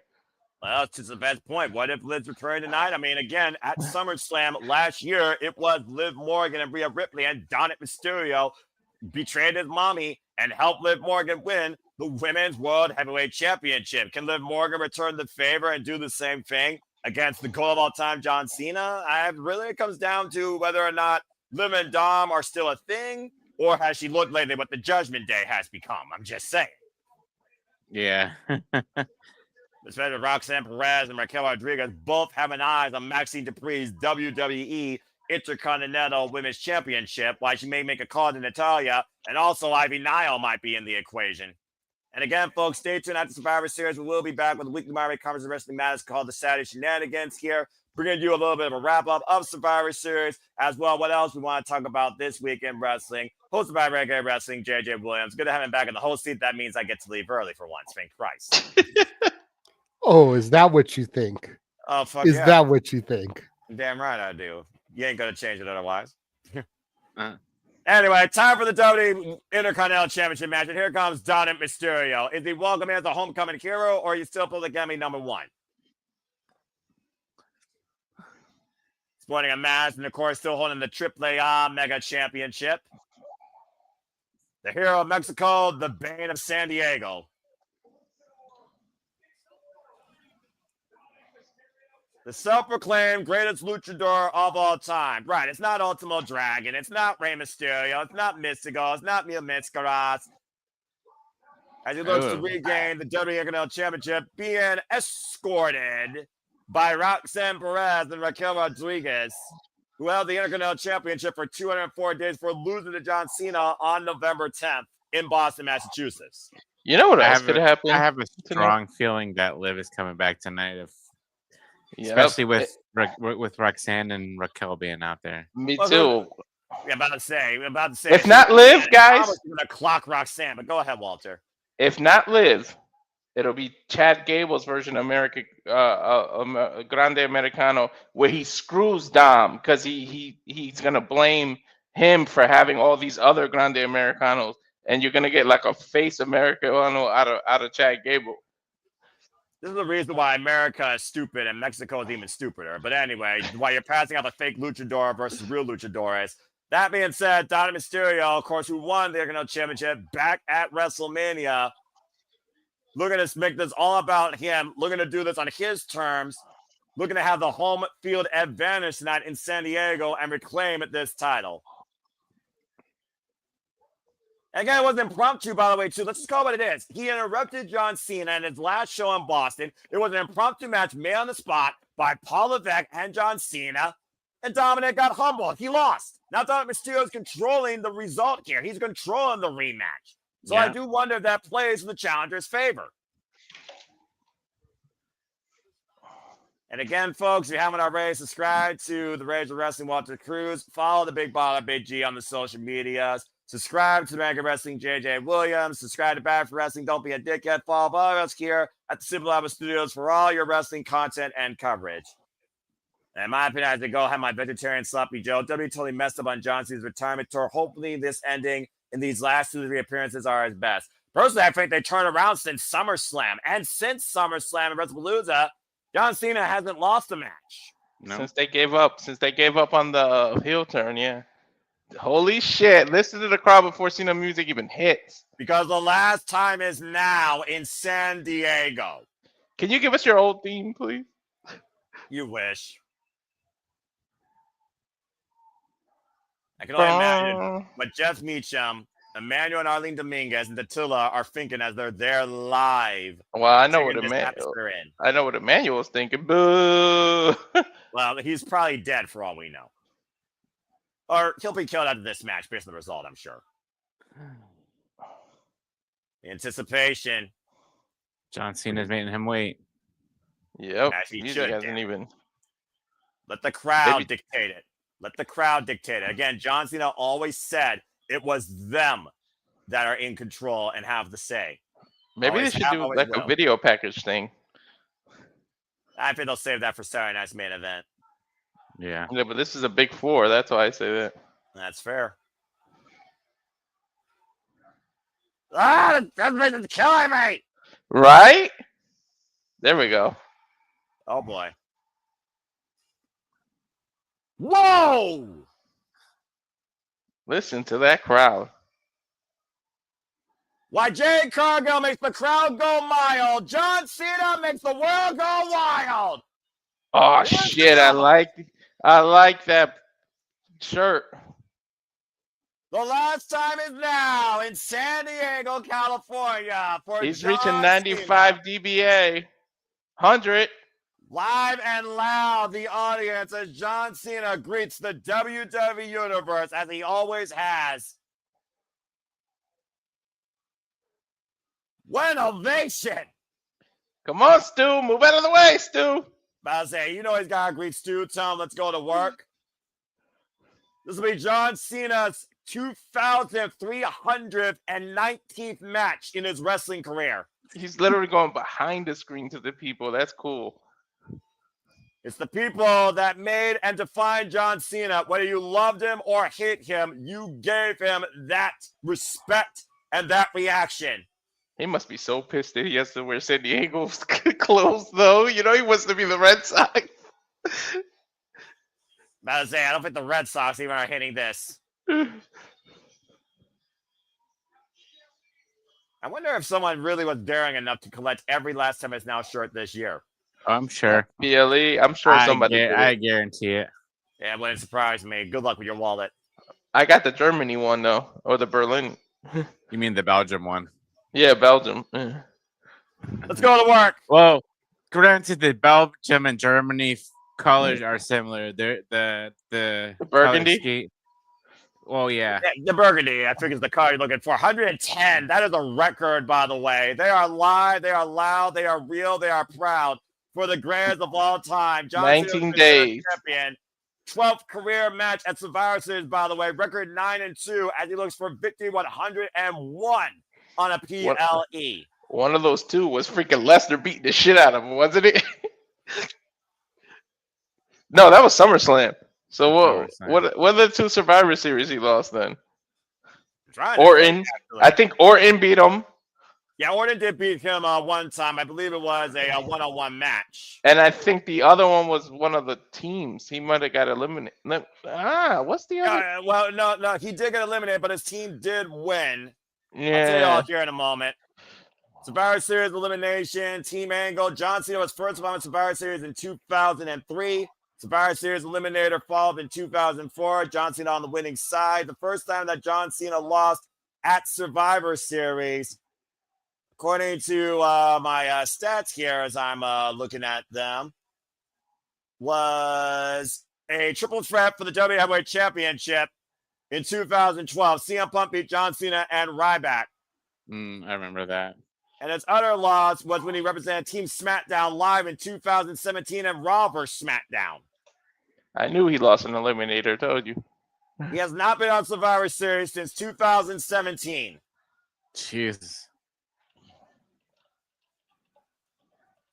As always, we're going to go to Alicia Taylor to echo the intro of the greatest of all time. And Big G, it would be my pleasure once that happens that you echo those exact words. As again, we are just sitting in the motion here. I was gonna wear a whole Cena outfit, but I'm gonna save it for Saturday Night Shenanigans. I'm gonna find some jorts. I'm gonna go all out. Fair enough, bro. Alicia Taylor, take it away. Look at Gino. Of course. And this is for the Intercontinental Championship. Thank you, Big G. Let's go down to Big G for the introductions. Introducing first, representing the Judgment Day Boo. from San Diego, California.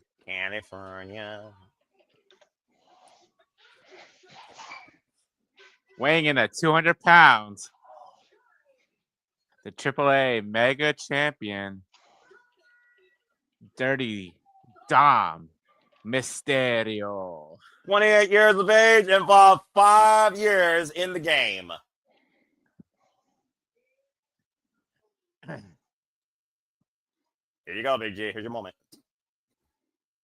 And his opponent, oh God, you're putting pressure on me. No, You got this, bro.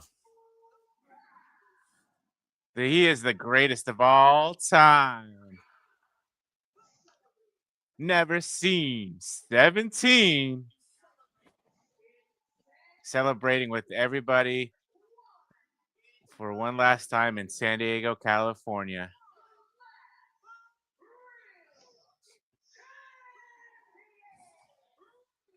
The last real champion. Oh God, John Cena. Nicely done. 48 years of age, and folks, 26 years involved in this game.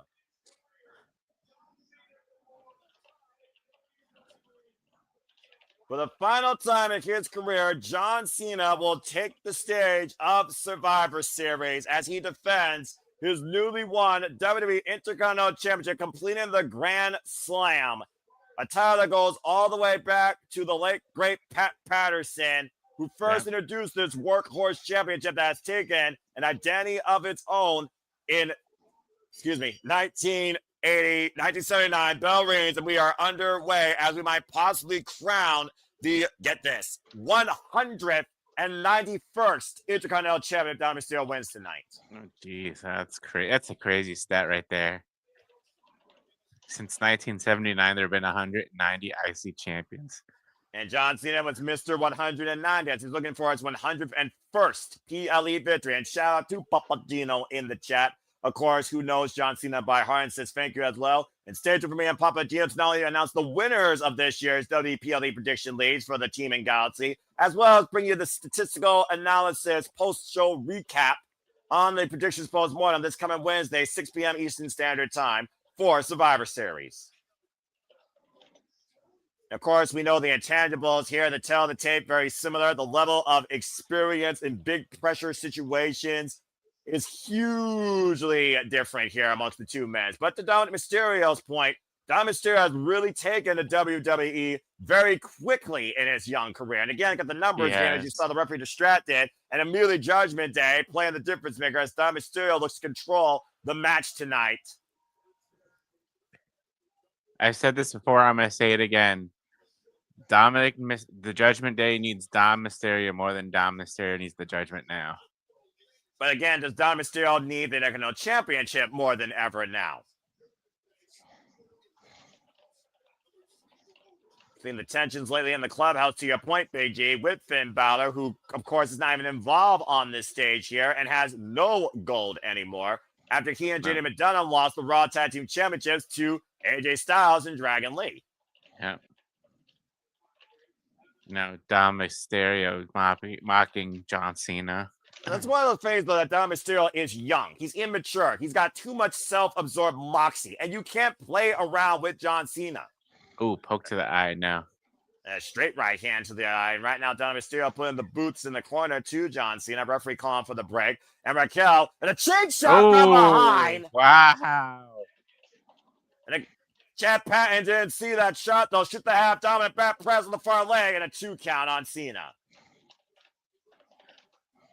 The definition of dirty in the name Dirty Dom on full display here tonight with a 3-on-1 numbers game. And that poke to the eye really changed things here, Big G. Oh, 3 amigos. Of course, talking about much of his game. Not an echo of his actual father, Rey Mysterio, but his other self-proclaimed father, Eddie Guerrero. His Uncle Eddie. Of course, celebrated in El Paso on November 17th, looking to deliver the 3 amigos and does so. Now goes in the cover, hook on the far leg, and Cena kicks out at 2 again.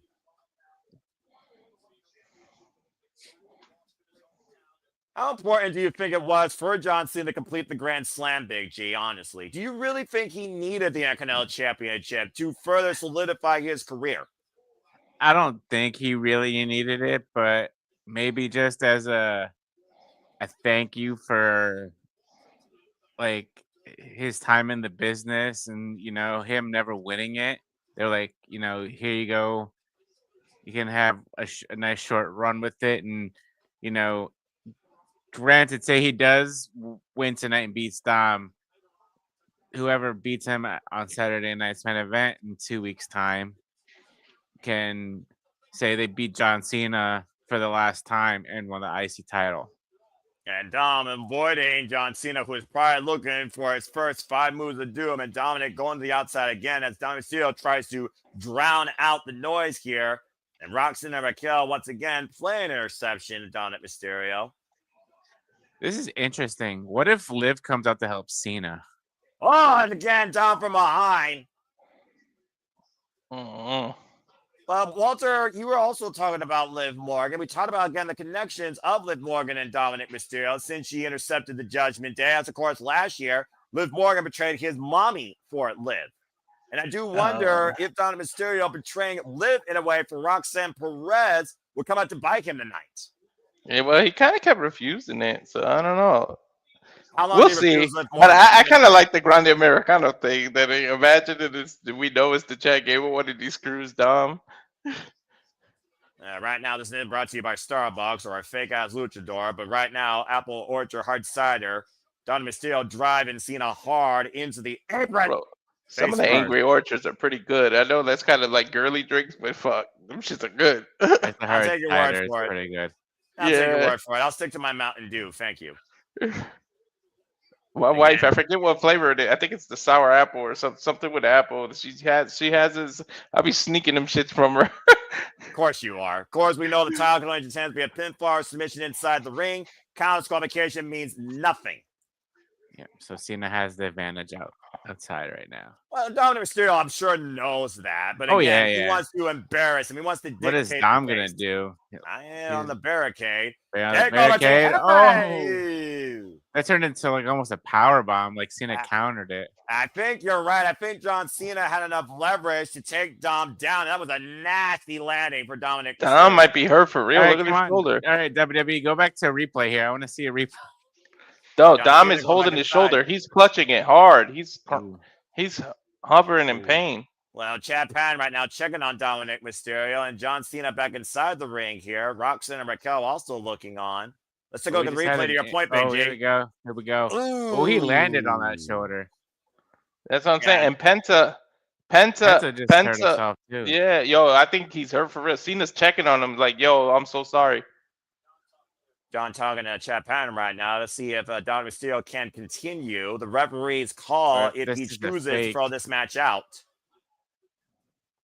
You would hate to see something like this end like that. Dude, I think this is serious. I don't think it's Oh, it might be Ray.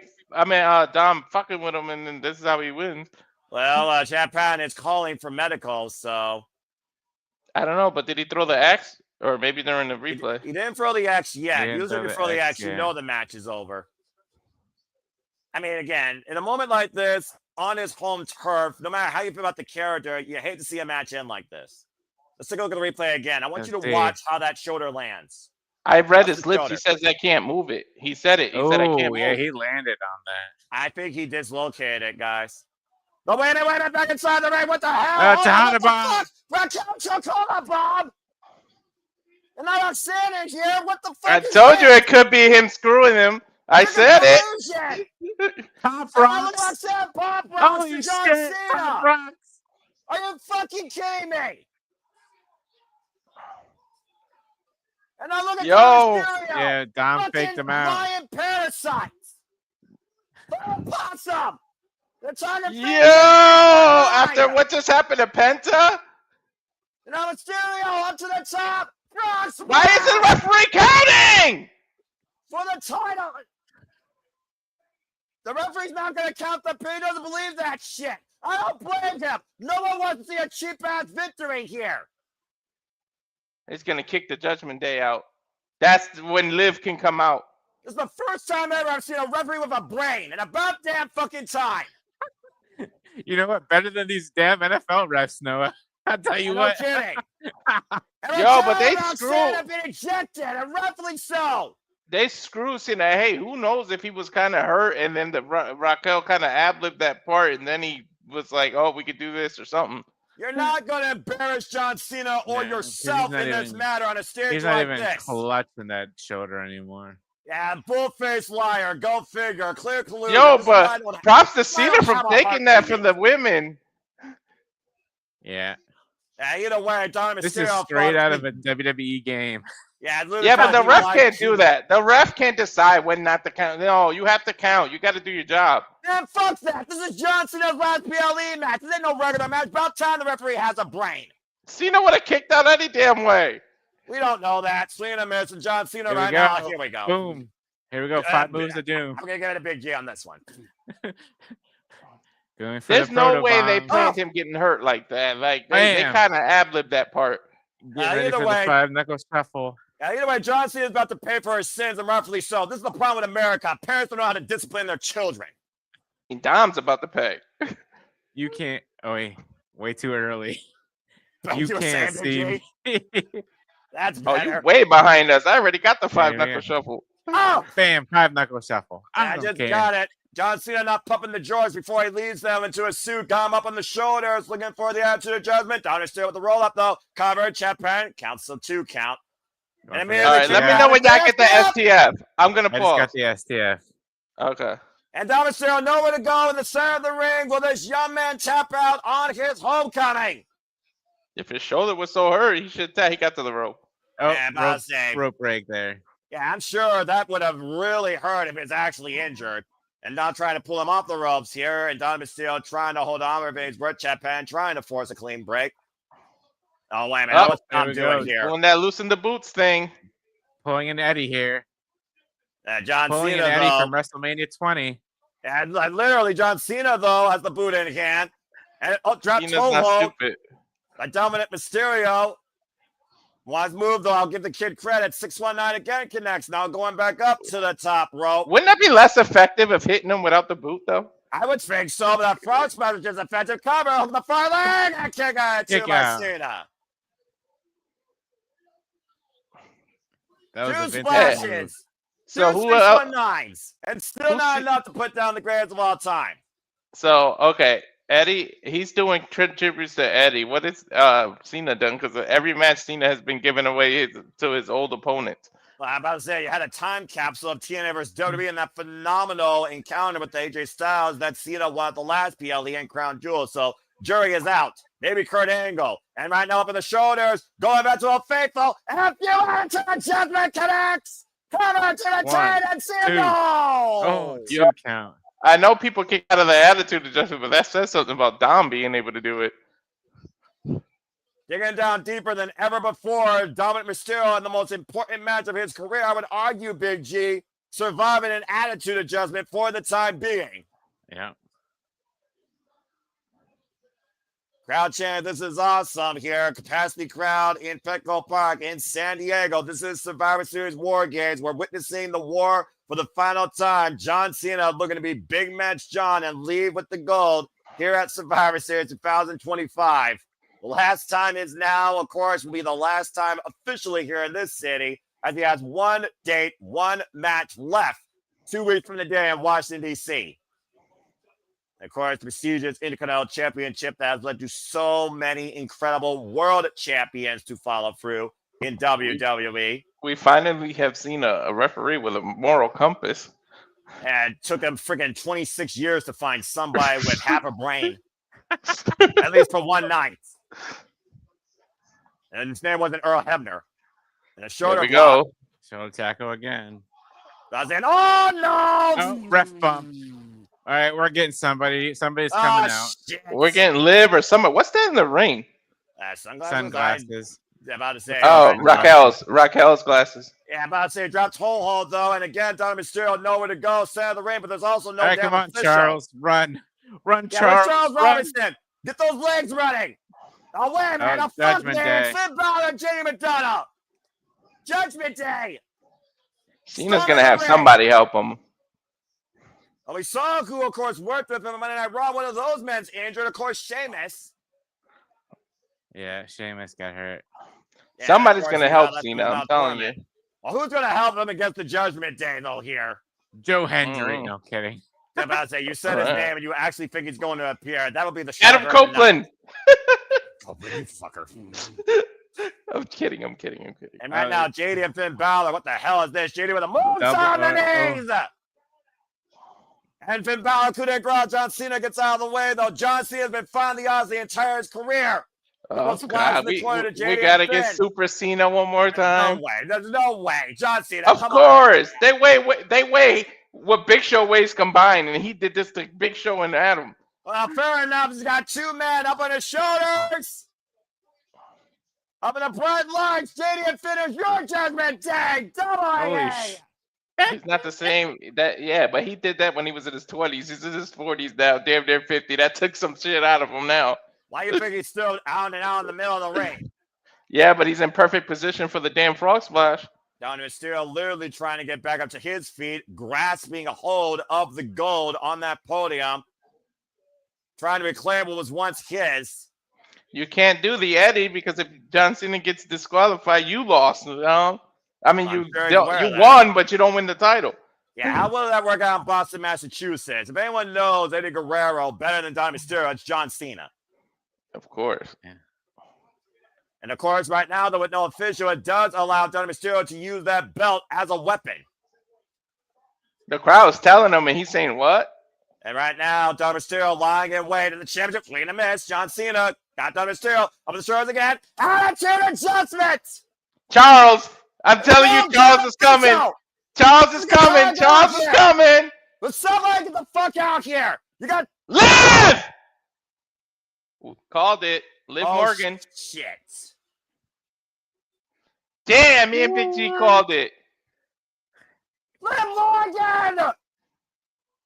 Telling you she's gonna screw over Dom.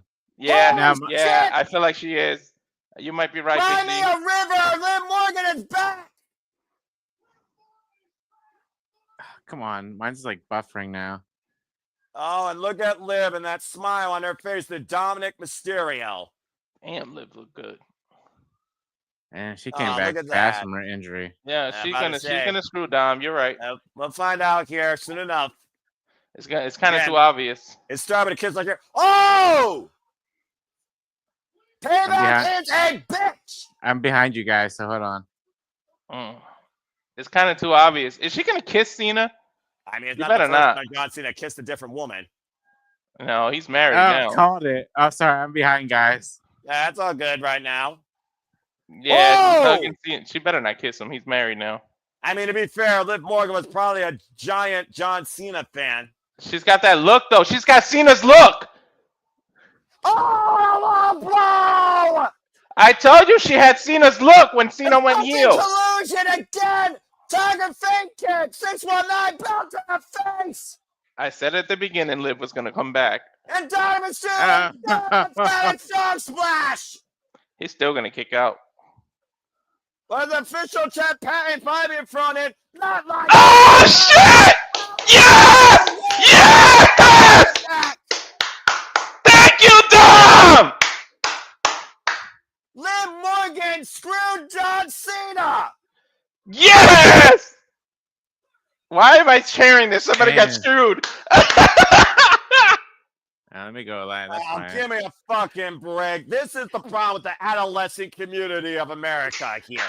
Why am I cheering that he got screwed? I don't know. Fucking Renegades. Liv Morgan and Dom Mysterio back together again and just screwed John Cena.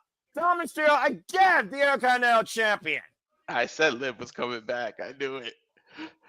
Dirty Dominik Mysterio. Nothing clean about that guy. Look, all I have to say, for whatever it's worth, Eddie Guerrero is looking down smiling right now at the shit they pulled off.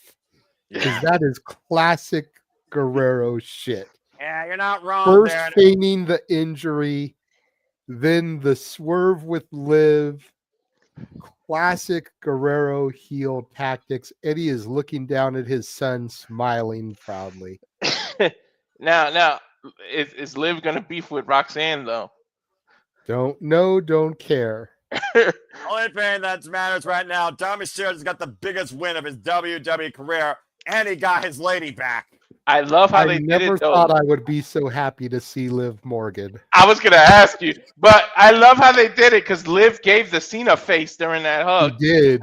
Yeah, literally. And that emphatic low blow that turned the tides of WWE this year back in February becomes John Cena's karma in November at Survivor Series. A third emphatic frog splash. Dom Mysterio is now a 2-time WWE Intercontinental Champion and has beaten John Cena in his final true premium PLE match in his career. And this is also a little bit of a throwback in Dom's storytelling. Because remember, he lost the NXT North American title to Trick Williams and then won it back like a week or two later. Yep. He lost the IC title to Cena and won it back like 2 weeks later. Well, revenge of the bitch, apparently, and her name is Liv Morgan. Dominik Mysterio, once again, WWE Intercontinental Champion. Damn it. I just had that feeling Liv was coming back. I don't know what it was. Well, you nailed that, Flot, Nostradamus. And fuck you, Dominik. Doggone it. Ah. I like how Cena's like, fuck it, my last PLE, I'll go with the loss. I love that Cena can do that. That's because he's always been a class act, unlike Dominik Mysterio that doesn't even know how to spell class, probably. Damn, but Cena, you ain't got no friends. Noah. Nobody can help you when the Judgment Day is jumping you. For real, like half the locker room is your friend, Cena. Like you couldn't have somebody come out and run interference. Right. Shit, Stu should have came out and hit somebody with the camera. Stu would never do that. Stu would have all to do that. Either way, John Just Cena, as payback for the act. mini stew on Raw. Right. Crowd chant, thank you, Cena. As of course, this was the last time. Now in San Diego, as Dominik Mysterio reclaimed his Intercontinental title. That's only a few minutes. Wait till fucking Saturday Night Main Event. They're gonna let Cena in that ring for like 10 minutes of just getting cheered. Well, and rightfully so. Again, no matter what your feelings is about John Cena, he has been the most class act in the WWE the last 2 decades. I wonder who that kid is. Did he win some kind of competition or something? No, that was Nick Khan's kids. Nick Khan. Oh, was it? Khan always sits in that spot, all right? You always know that's Nick Khan's spot. Well, 100 PLEs is nothing to be sad about when it comes to that career-lengthening victories. We're not going to see it, but you know Dom is waiting back there. He's going to hug the hell out of Cena when he walks through that. Either way, thank you, John Cena, and we'll see who faces him for the last time in his illustrious career 2 weeks from today at Cyrus Smith at Washington, D.C. 1 match left for the greatest of all time. From the bottom of my heart. You know, there's going to be that season 3 of that Netflix thing. We're going to see what happened backstage next year. Yeah, Oh, W yeah. Unreal season 2. In the meantime, thank you, Cena. Oh man. Well, Can we all get all right? Everybody good? Everybody's Mhm. emotions out. you know, Yeah. I'm decompressed. Again, this has been WWE Survivor Series War Games. Only 2 matches left. Believe it or not, folks, we have Nikki Bella versus Stephanie Vaquer. We have the men's War Games. Of course, that will close tonight's evening. And then we'll take a short reprieve, of course, before the Renegade Wrestling JJ Williams resumes his hosting duties on the Big Mario Conversation of Wrestling Mass Military Shenanigans. Then we'll, of course, see you all later next week for Ring of Honor Final Battle, Significant Game Predictions, Post-Mortem, and so much more. As, of course, the non-stop coverage of content continues here at Survival Studios. We'll also be back here next week, Wednesday, continuing coverage of AEW for the Continental Classic, that and then some. As we get ready for La Primera Champion of Champions, Stephanie Vaquer defending the Women's World Championship against the fearless Nikki Bella. After this commercial break, fuck streaming services. I'm laughing because we might as well start shenanigans during this, man. We already know what the fuck is going to happen. Like, this is the most throwaway match there is. Shenanigans, the definition of the night of that bullshit. Ugh. I'd rather be risking money at a blackjack table in the casinos. I'm sure most of these women will be doing next year at WrestleMania at Legion Stadium. Now we know who the VIPs are according to that poster. Do they all deserve that spot? You be the judge. Either way, we'll be covering WrestleMania next year, folks, when we once again double down in Las Vegas. Stay tuned for more on that. Of course, in the Super Reliable Studios. We once again go to the City of Sin for the greatest in entertainment, WrestleMania 42. You know, I actually never watched this commercial. I heard it happen. I didn't watch it. It happened last night. That literally happened last night, and I'm not surprised who's on the freaking banner and who's at the table. Well, and I'm Liv is right there at the end of it, so they kind of telegraphed her return. You all knew, pretty much these trailers are like, you kind of know who's going to be there, and then you got the extras. Everybody team on April 19th, folks. Stay tuned. Shout out to the 120 people that are watching us, by the way. Oh, yeah, thank you. Woo! Good Lord. Well, anyway. We're not just on Walter's X account. We're also on the Simply Reliable Studios X account. Oh, okay. Well, there you go. Nice. With that being said, let's go ahead because there are people that do care about both Stephanie Vaquer and there are those that do care about Nikki Bella. So let's go ahead and show a little bit of respect and kind of give people a bit of a outlook on how we feel about both these women and this championship. Because coming up next, it is Stephanie Vaquer versus Nikki Bella. Of course, Stephanie Vaquer won this title against Io Sky at WrestlePalooza. For a little while, we thought her and Nikki, they were friends. And then we saw what happened after Stephanie, of course, retained the title against Raquel Rodriguez and also beat Roxanne Perez. A little bit of tag team turmoil. And, of course, Nikki Bella came to Stephanie's aid, avoiding a 2-1 beatdown. And, of course, cracked Stephanie in the face with the title. Nikki Bella looking to remind us once again why she should be the one we should be thanking for this women's revolution, as of course she led the Divas era. But of course the term diva doesn't matter anymore in WWE, in my opinion, as she looks to show she can hang in this current locker room. So justifiably, does anyone want to give Nikki Bella anything going into this match towards why we think she has a chance in hell and why you think she believes she has a chance in hell? Go ahead. A snowball has more chance of not melting in hell than her winning this title. Look, I'm going to say this. Go for it. While I do not believe she is going to win, nor do I believe anyone in this room believes she's going to win. Nope. I am going to say that all it takes is 3 seconds. And I am going to say that we've already seen one hometown favorite win this evening. Nikki and Brie, both born in San Diego, California, now residing in Arizona, of course, but another San Diego native. It's not out of the realm of possibility, but it's highly unlikely in all likelihood, as Aaron would say. Quote unquote Aaron Riff. And of course, you can stay tuned for Aaron Riff's recap following Survivor Series. After Survivor Series War Games concludes, say yeah to no DQ. And of course, the last time that Nikki Bella had a singles match here for a title was when she, of course, challenged Becky Lynch for the WWE Women's Continental Championship at Clash in Paris, and she lost out on that in about 13 minutes. Auska also previously beat Nikki Bella as well as Roxanne Perez. Nikki Bella has not had a singles win since July this year. So she's due. So there's also that factor going into things.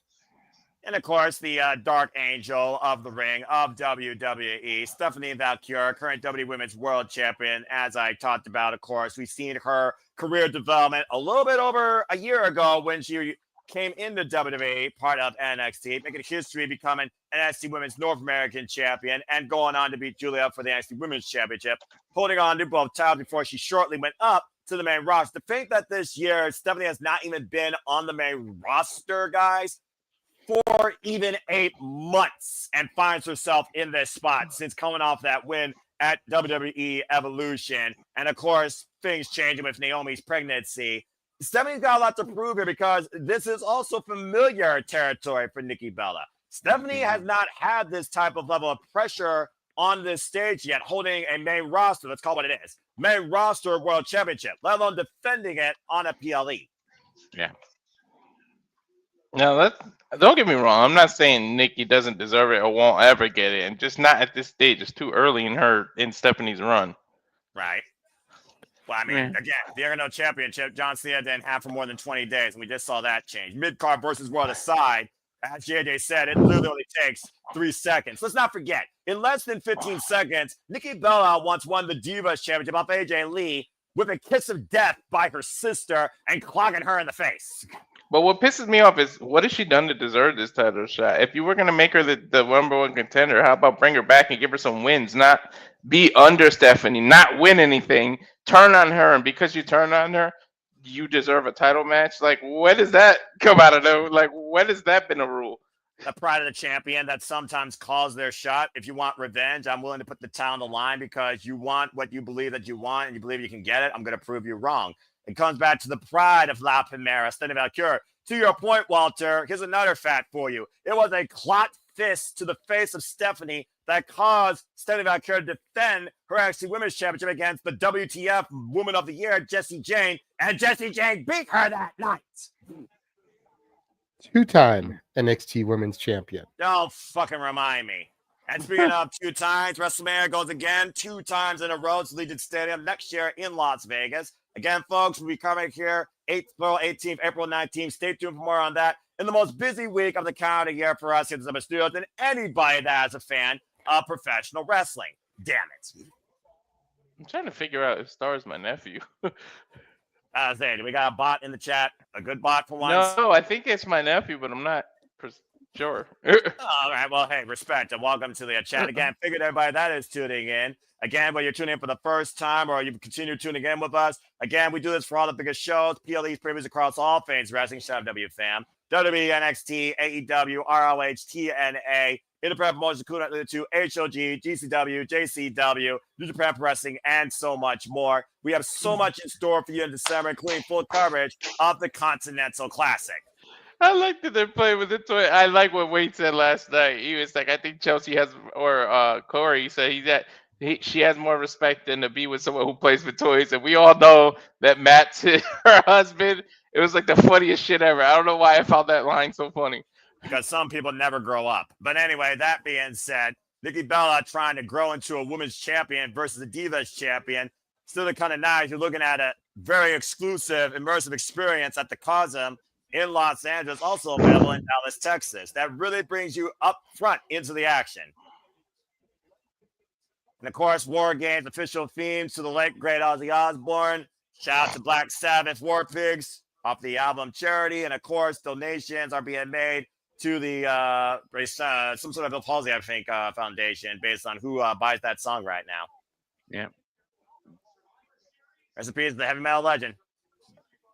Oh, man. He knew he was going out. He went out on a he was like, I'm not going to take the medication. I'm going to do this one last concert. I don't give a shit about consequences. Well, I mean, why would you sedate something that is inevitable, in my opinion? Why would you just rather be, taken home when it's your time, Seriously. Yeah. As JJ again will join us after this match, we get ready for the WWE Women's World Championship. Here comes the leader of the Fearless Army, Nikki Bella. You can look, but you can't touch. She's wearing all black. Yo, Look on fans, y'all that. need to keep that in mind, by the way, when you're at autographs and signings and shit, because y'all need to stop disrespecting it, women and ruining it for those that do respect it, like us. Because then you got women that don't want to fucking meet fans and shit because y'all do shit like that. Well, unfortunately, the world is a fucked up place. If there was a button to eradicate the stupidity and the evil and the toxicity and mortality in this world, I would push it in a heartbeat. That being said, Bella gone bad as I look to erase half of the world's population that is beyond stupid. Nikki Bella is looking to erase the current reign of Vaquer as the WWE Women's World Heavyweight Champion. Of course, returning to WWE after 3 years, as we saw in this year's Royal Rumble, after her last match was involved in WWE in 2022 in that Women's Royal Rumble match. The last time that Nikki Bella was involved in a Women's World Championship match was against, you guessed it, Rowdy Ronda Rousey at Evolution. Yep. Haven't heard that name in fucking forever. Considering it was Evolution 2018, and here we stand 7 years later, Nikki Bella on the opposite side of things, looking to become a champion. How time really changes us. I'm glad she's able to just come back and go out on her own. Like, I hate when injury dictates somebody's career. Considering she almost became permanently handicapped, that I will agree with. Nikki Bella is 42 years of age, has been involved in this business now for a better part of 18 years. Jesus. Like, when you say those facts, Noah, it just like, I was like, Makes you feel so old, right? it makes me so old. Well, again, man, time's a crazy thing. I remember Twin Magic and all that. They debuted back in like 2008, I believe, if I'm not mistaken, on Correct. When SmackDown. both Bella twins were pulled out of the ring, we learned that the Bellas were two of the same people of the family. And here we have the Dark Princess, the Dark champion Angel. of champions, who's one of a kind, La Primera, walking out of a tunnel from hell, looking to exact her wrath on her former so-called friend, Nikki Bella, showing her exactly who she is. Y'all know she on my list. Why am I not surprised? I'm sure. I can't remember if we made this joke or not with you, Walter. I can't remember, but like, instead of Jericho's list of 1,001 holds, we got the Walter's list of 1,001. Yeah, I'm gonna put it out there. I should tweet Jericho and ask permission. Well, why don't you put this out here? Vaquer is the winningest superstar in 2025 with 27 wins. Of course, not only this year's Battle Royal winner from Evolution, now 70 Days Women's World Champion, she is also this year's Crown Jewel Women's Champion. Yes, she is. I think a total this year, she's only lost like 5 or less matches. When she lost to JC Jane, and I think one of the triple threats, I think that's all she's lost. And you'll be correct. Of course, La Primera, Vaquer, the current WWE Women's World Champion, is going into her second defense tonight after beating Raquel Rodriguez on Monday Night Raw on November 10th. And then, of course, getting clocked by Nikki Bella and being coursed into this championship affair, looking to prove a point against this former leader of a Divas era. I know who's a winner no matter what you said, and that's Miles Bourne. And of course, Miles Bourne earned the opportunity to be part of the Iron Survivor Challenge. And we, of course, will cover that here at Survivor Studios. Well, they will. Of course, at NXT Deadline. So stay tuned for more on that. The bottom line, it's a diva versus a woman for the Women's World Heavyweight Championship. Do not underestimate Nikki Bella, though. Bella gone bad, Bella gone dangerous. Let's go down to Lisa Taylor for our introductions. And Fred DeMore, hope everything's good with you. This show's been very good so far as we get ready for our semi-main.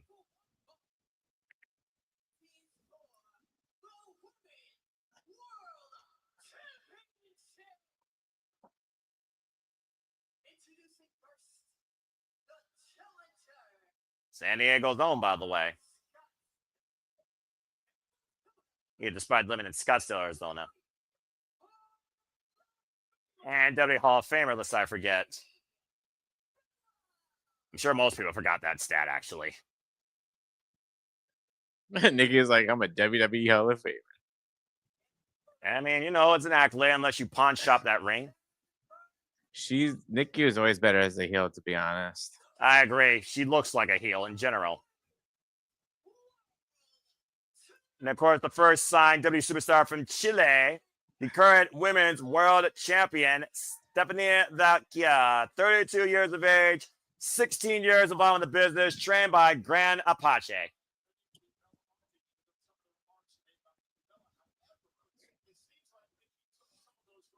It's also one of those things that Nikki Bella has taken a lot of grief, a lot of negative remarks towards the fact she's involved now in WWE, and has used it for her own fuel, I would say, Walter, to empower her to push herself harder and shove it down our throats that I was a trailblazer for this business at one time, and I could do it again.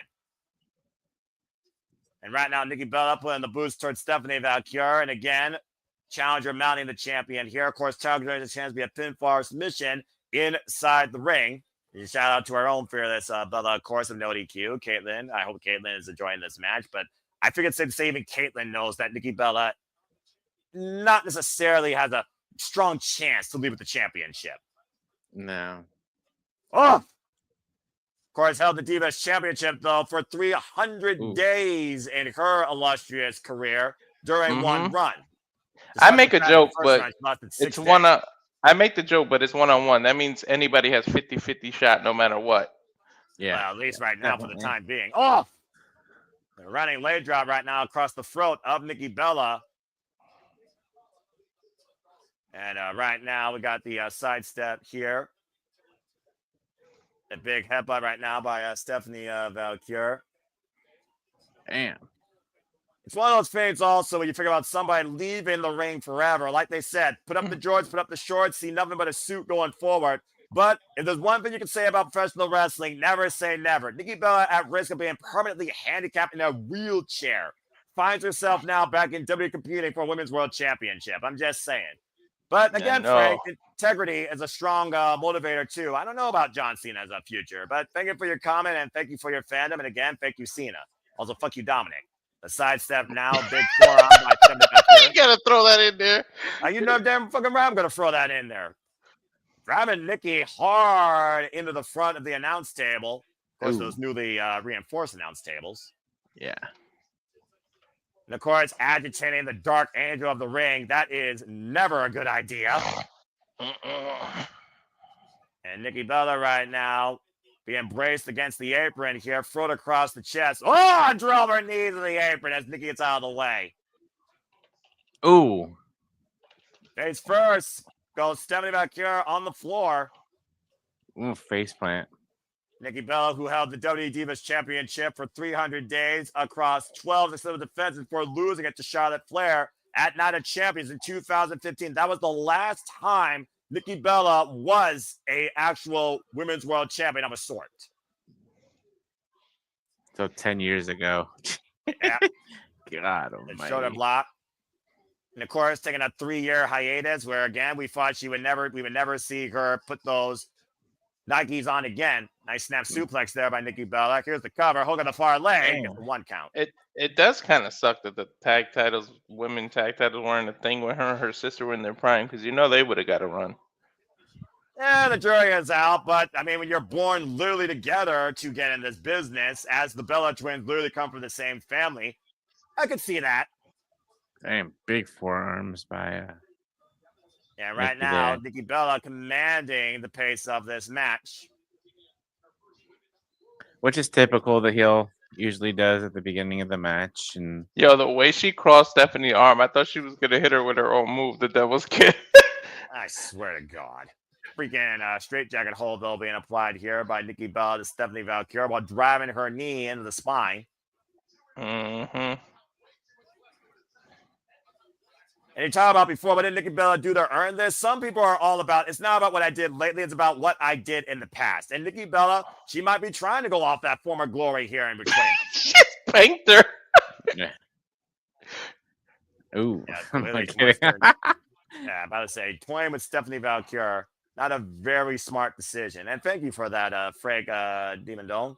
Oh. And like and subscribe to Radio Wrestling. Well, to everybody, but me, please. And it's not about me. Subscribe to my friends. Follow my friends. I'm just a voice that's trying to engage in all things wrestling and encourage a positivity in wrestling. Ooh, right. Oh, man. Face first goes Stephanie.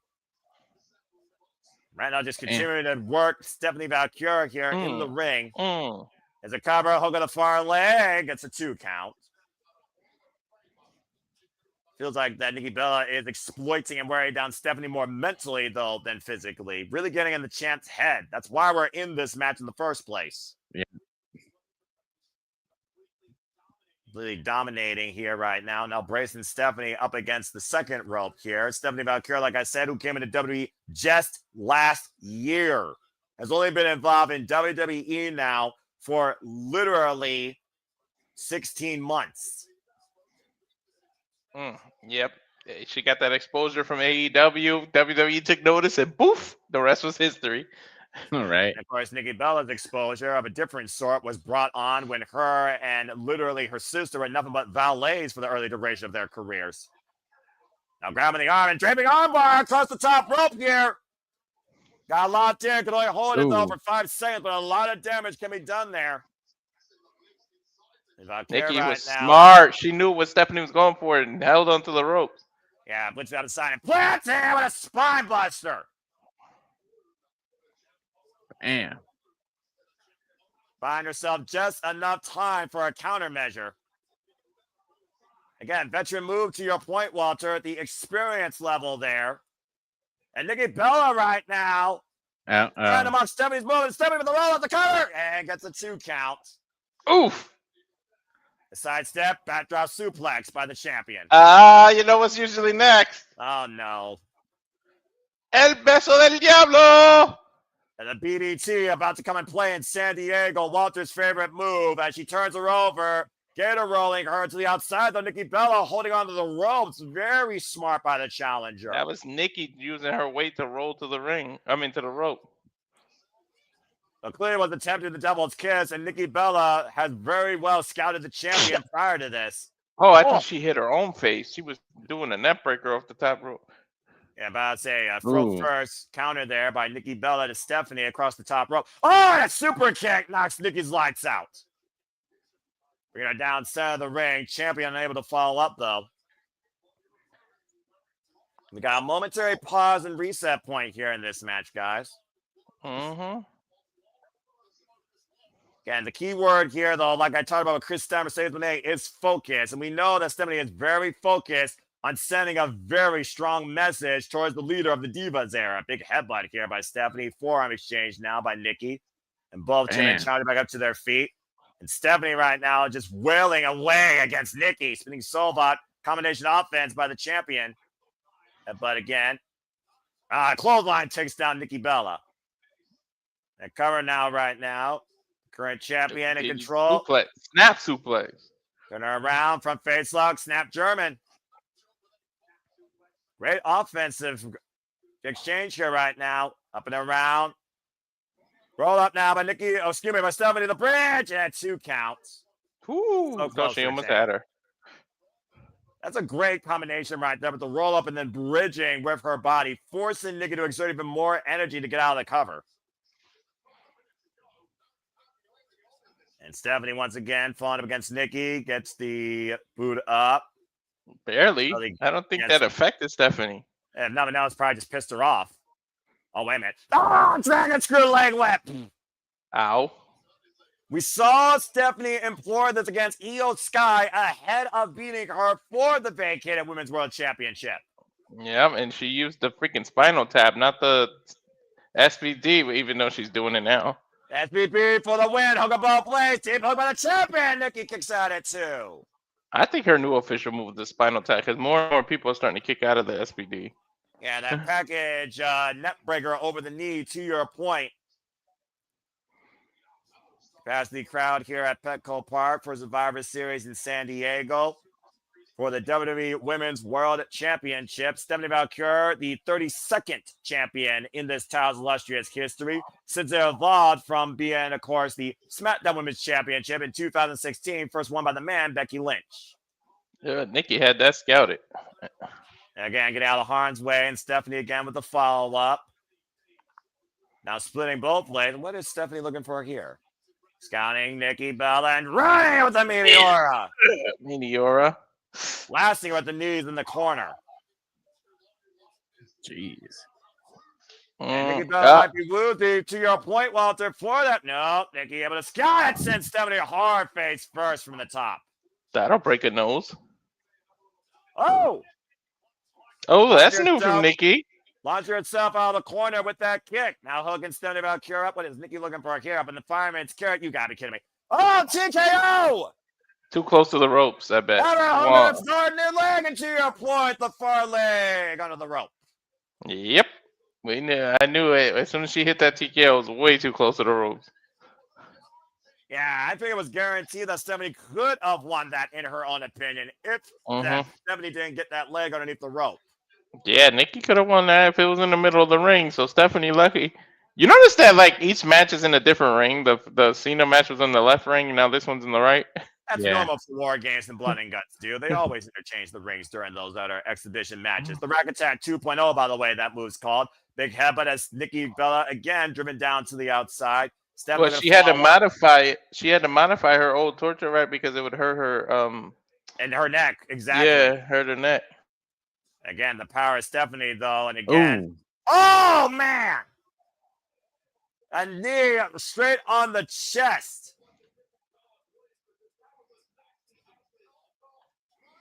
Driving the air out of Nikki Bella here. Now Stephanie's putting Nikki on the table. Uh-oh. Is she going to do the devil's kiss on the table? Oh, she's gonna do the devil's kiss on him. Give it to me. Give it to me. Give it to me. Oh, God. I mean, again, the 10 count's in play, though. They got to be aware of this. Wait. Oh,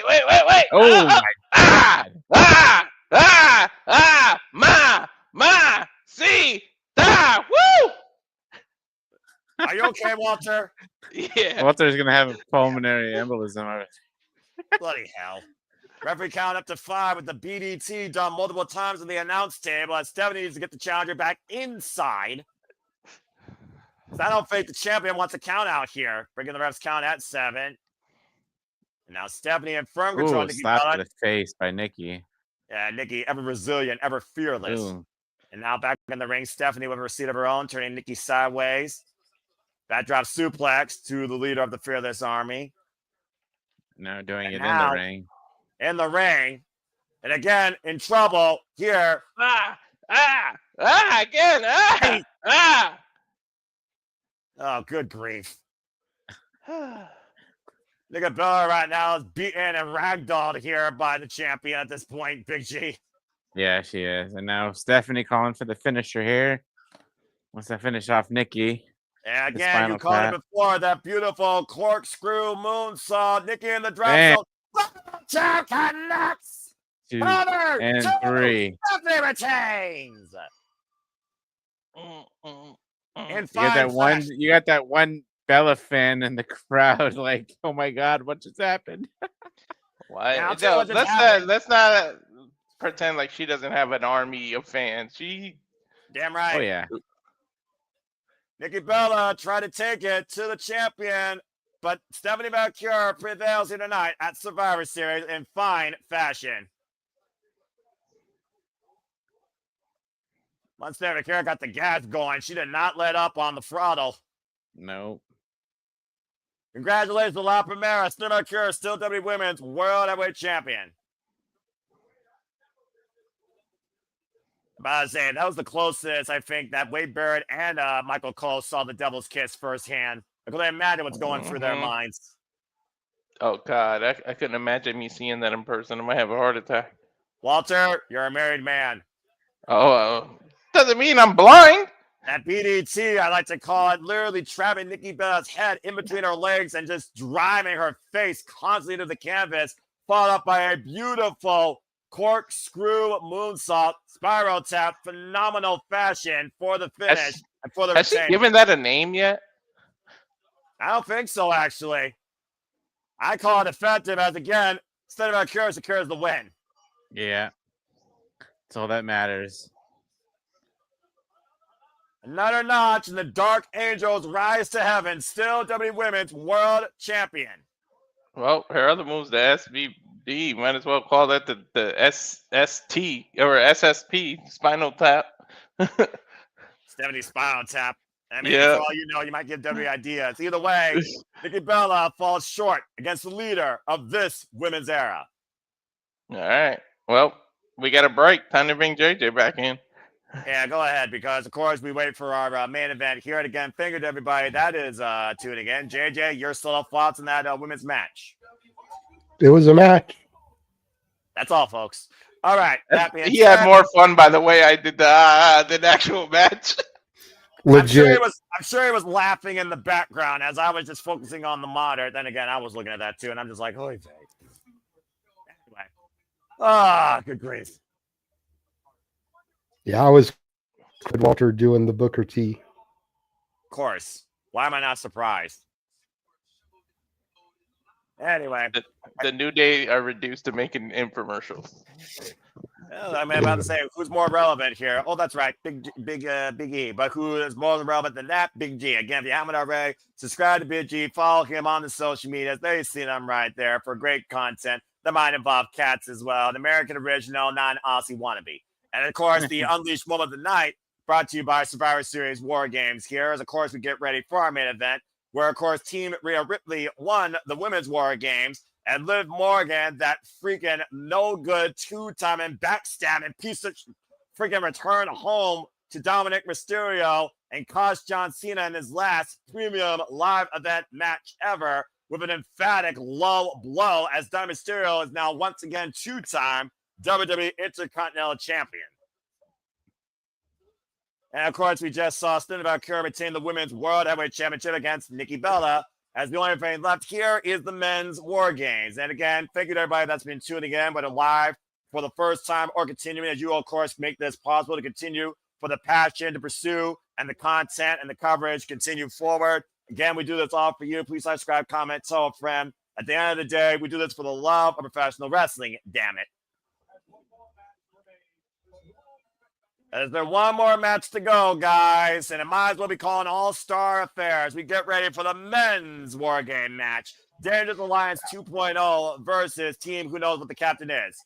And, of course, we talked about, we'll be back here in 2 weeks from today, Saturday, December 13th, where the winner faces John Cena in his last match. And the last time is now tournament. We are down to Jey Uso, Solo Sikoa, L.A. Knight. Yeah. And the Ling General Walter, a.k.a. Gunther, for those that followed modern-day WWE. With his old theme back.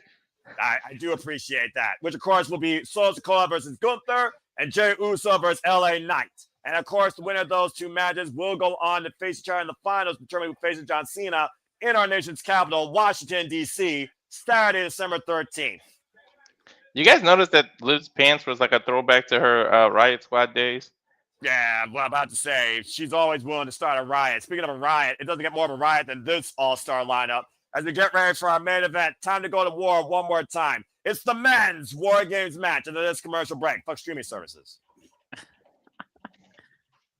So you guys have probably talked ad nauseum about this men's War Games matches, the ties that bind the men, that could also separate the men, and of course this newfound dangerous alliance led by Paul Heyman. So there's no turning back. This is your closing thoughts, your closing remarks. Based on what you saw tonight, what does everyone want to say about this? Walter, I'll start with you looking at what we got here. That's literally upon us in moments.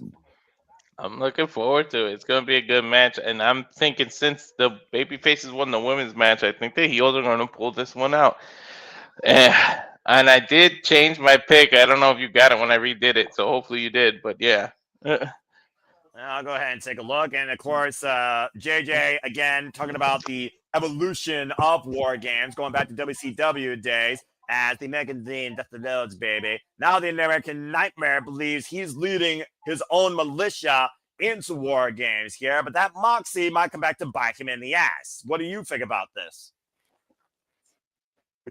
It's... I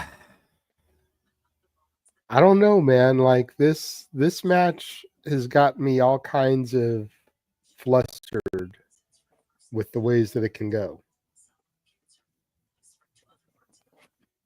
That's fair. And, of course, Big G, Paul Heyman bringing the troops together here. The suspended Drew McIntyre, the Beast Incarnate, Brock Lesnar, the Maverick Logan Paul, probably the greatest celebrity to wrestling transition since Rowdy Ronda Rousey, despite the fact she started off, of course, in MMA and the future right now in Braun Breaker, Paul Heyman has all the tools needed here probably to secure victory here in this War Games. Definitely. I mean, just having Brock Lesnar in a cage, like everybody on the other side of the other team is pretty much screwed because they're all going to Suplex City at one or more times in this match. And I feel bad for Jeff because he's going to be there live and in person watching this. He's got to get freaking post-match, you're going to get freaking post-traumatic stress disorder dealing with freaking Brock Lesnar. Well, at least he's not doing it to John Cena. And Walter, by the way, you went with Team Paul Heyman. You picked Jey Uso and Braun Breaker to kick things off. And again, folks, Team Heyman has the advantage. The heels come in this time with the advantage. We saw the baby phase with the advantage, the women's War Games. They won our opening contest here. At the forefront, you can think this is CM Punk versus Paul Heyman. Roman Reigns versus The Vision. Cody Rhodes versus Drew McIntyre. And then there's the Usos and Bronson Reed and Logan Paul. Of course, Logan Paul and Drew McIntyre won a tag match this past Monday Night Raw against the Usos to secure the advantage. While Roman Reigns is here with what used to be in his bloodline, why he told the other two men who claim to be captain to figure this shit out or follow his example. At the end of the day, you need to have one general with the battle plan, and you need to trust that battle plan if you're going to win. If egos get involved here, this will definitely be the Vision's night, in my opinion. Exactly. So let's go ahead and talk strategy. As we know that the advantage is in Paul Heyman's side, I'm going to go down the line here and talk again to you guys. Who do you think is the greatest person to endure this? Again, battle of endurance all the way from start to finish. Who do you think should be Paul Heyman's starter? Walter, I'll start with you. In all honesty, I know I didn't pick him, but Logan's got youth on his side. I would go with Logan. I think he could take it more than anyone. And Logan surprises us all with he always pulls some crazy shit on a pay-per-view, some crazy move, whether it's with a drone or holding his camera. He always does something impressive. So let's not sleep on Logan. I hate that everybody just hates on him. Well, I mean, some would say it's justified, but again, when it comes to athleticism, like Mercedes Monet, bell to bell, you cannot argue with his psychology and his in-ring work. Even I can admit that. You and I have talked about that verbatim. JJ, looking at the CM Punk, who's the captain, Cody Rhodes from Reigns' side, who you think would be the best person to send the battle first on team whatever captain? I've got Jey Uso. There were a lot of arguments made last night on simply predicting about the crowd, the yeeting and everything. I give Jey Uso the start, let the crowd kind of get it out of the system because you're not really going to be able to stop the match to get everybody yeeting. Right. And if he comes out later, you're going to want him to get in there quickly, which isn't going to give them the opportunity to truly yeet. So get him out there, have him be first, and put him against Logan Paul. That was my picks for starting. I think those two will mesh well, and they'll put on a good match until whoever the next person comes out is. Well, to your point, Jey Uso and Logan Paul had fallout when Jey Uso, of course, was the world heavyweight champion. In fact, he challenged him for that title at one time in one-on-one action. Big G, again, we don't necessarily know who truly is in battle here, but there is one thing common when it comes to the side and left. They all freaking hate the Vision. And that might be the one thing that unifies them here. So what do you think is the best strategy for both men to start with on their sides? I would have to go with JJ, have Jey Uso and Logan Paul start off the match. So as far as starters, who do you think is the greatest weapon on each side? I mean, I feel like everyone's going to say Brock Lesnar when it comes to Paul Heyman because Paul Heyman knows Brock Lesnar doesn't work by the hour. But at the end of the day, who's the most destructive obstacle that you could have on team whoever captain, Big G? I would say Roman Reigns. Roman Reigns, besides the Usos, Roman Reigns has the experience in war games, and I think he knows what to do. Oh, sorry, we got a Topanga sighting. We know how much he loves Vader wrestling. Shirt, by the way, wasn't Vader on Boy Meets World? Yes, he was. So that's a nice little throwback there. He played Ethan to play his father, if I'm not mistaken. Yeah, that big dude's father. Yep, he was kind of abusive or something towards him. Well, guarantee you there's going to be nothing but abuse and punishment here soon enough when these 10 men are locked inside this 2-cage structure. Who's this kid? What is this nerdy kid doing? Like this John I Cena? think he won that competition, the Xfinity Yep. thing. Yeah, the sheep are Yeah. getting upgraded. and God Xfinity. bless Roxanne Perez. Of course, Xfinity giving them a front row VIP experience at a WWE PLE. So nervous. She's on the list too. She's on my list, damn it. You can scratch her off your list. Damn it, that was my NXT before it was anybody's NXT. And before Roxanne Perez was the prodigy of WWE, she was the prodigy of professional wrestling. Of course, former Ring of Honor Women's World Champion. Of course, in the ring with the virtuosa Deonna Purrazzo, former New Pro Texas champion in the ring with Killer Kelly. Xfinity, of course, supporting the Wi-Fi capabilities here and the decibel meter at Survivor Series War Game in Petco Park. As you all support us here as we cover this entire PLE for you. Again, I hope you all had a great time. It's been a pretty darn good show as we get ready for the men's War Games match. Again, if you haven't already, subscribe, follow Rock and Rhodes, follow DJ, of course, at 12 Robes and CornyFan8876 on the X. I'm sure they'll have a lot to talk about in the next episode of Rock and Ropes as we get ready for our main event here, the men's War Games match. They're actually doing an audio watch along, or they were doing an audio watch along of the show. They stopped, so Nice. follow Corny Fan. That's actually DJ. 12 Ropes is Ropes' account. Anyway, it's DJ and Ropes. I got you. So just in case they decide to go back live again. And Attendance was just announced. Yep, congrats to the WWE Universe. 46,016 W fans have packed out this baseball stadium for Survivor Series War Games. I wonder how that compared to the World Series.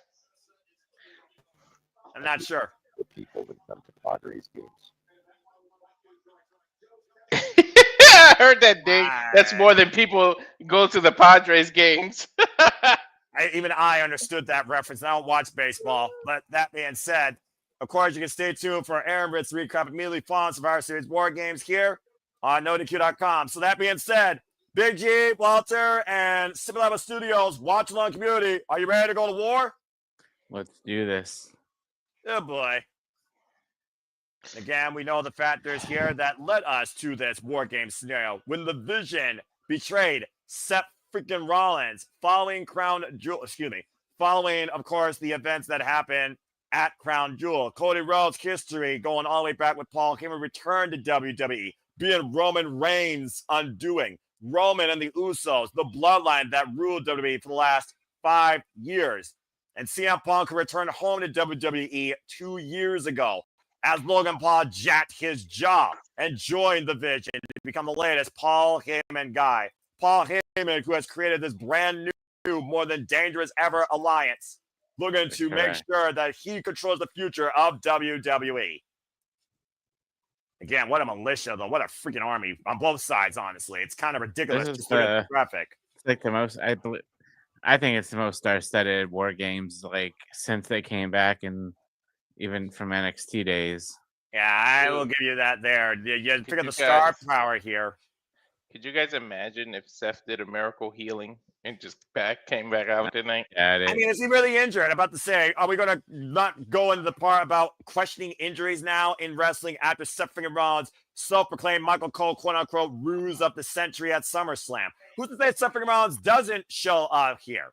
Hell, we got Roman Reigns back for Pete freaking sake. We're literally revisiting Roman Reigns versus Brock Lesnar that ruled WrestleMania for 4 damn years. Oh my God! Don't remind me of that era. They're already reminding you of it. Although the best thing was that this didn't happen at WrestleMania, but that the whole throwing the mic and Roman just catching and winking—that was some shit. Again, Roman Reigns has been the most acknowledged WWE superstar of the modern era. And it's Roman Reigns, Jimmy and Jey Uso, Cody Rhodes, and CM Punk versus Paul Heyman's New Dangerous Alliance. Bron Breakker, Drew McIntyre, Bronson Reed, Logan Paul, and Brock Lesnar with Team Heyman has the advantage. There will be no peace when this is done. And I'm not sure if anyone's going to survive this. Here comes the sirens. Holla if you hear me as we got Steiner in the ring as we get ready for our main event. This is the men's War Games match. Oh boy.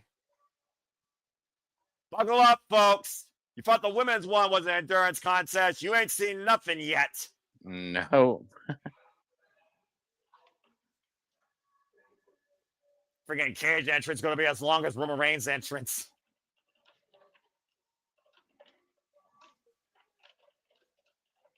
Two rings, one cage, 2 words. Indeed, you gave the intro to the women. Walter, I'll let you go ahead and explain the rules and the dynamics for the men's War Games match. Go ahead, good sir. One member of each team starts the match. After 5 minutes, a member of the advantage team will be released to enter the match. After 3-minute period, alternating members from each team will enter the match until all competitors are inside the ring. Once all competitors have entered, War Games officially begins. Once War Game begins, if a competitor leaves the cage, their team forfeits. The only way to win the match is by pinfall or submission. Oh boy. I am very curious to see who they start out with. Will it be the crowd pleaser versus the YouTube hatred of main event Jey Uso, who's in the main event once again for the first time in who knows how long?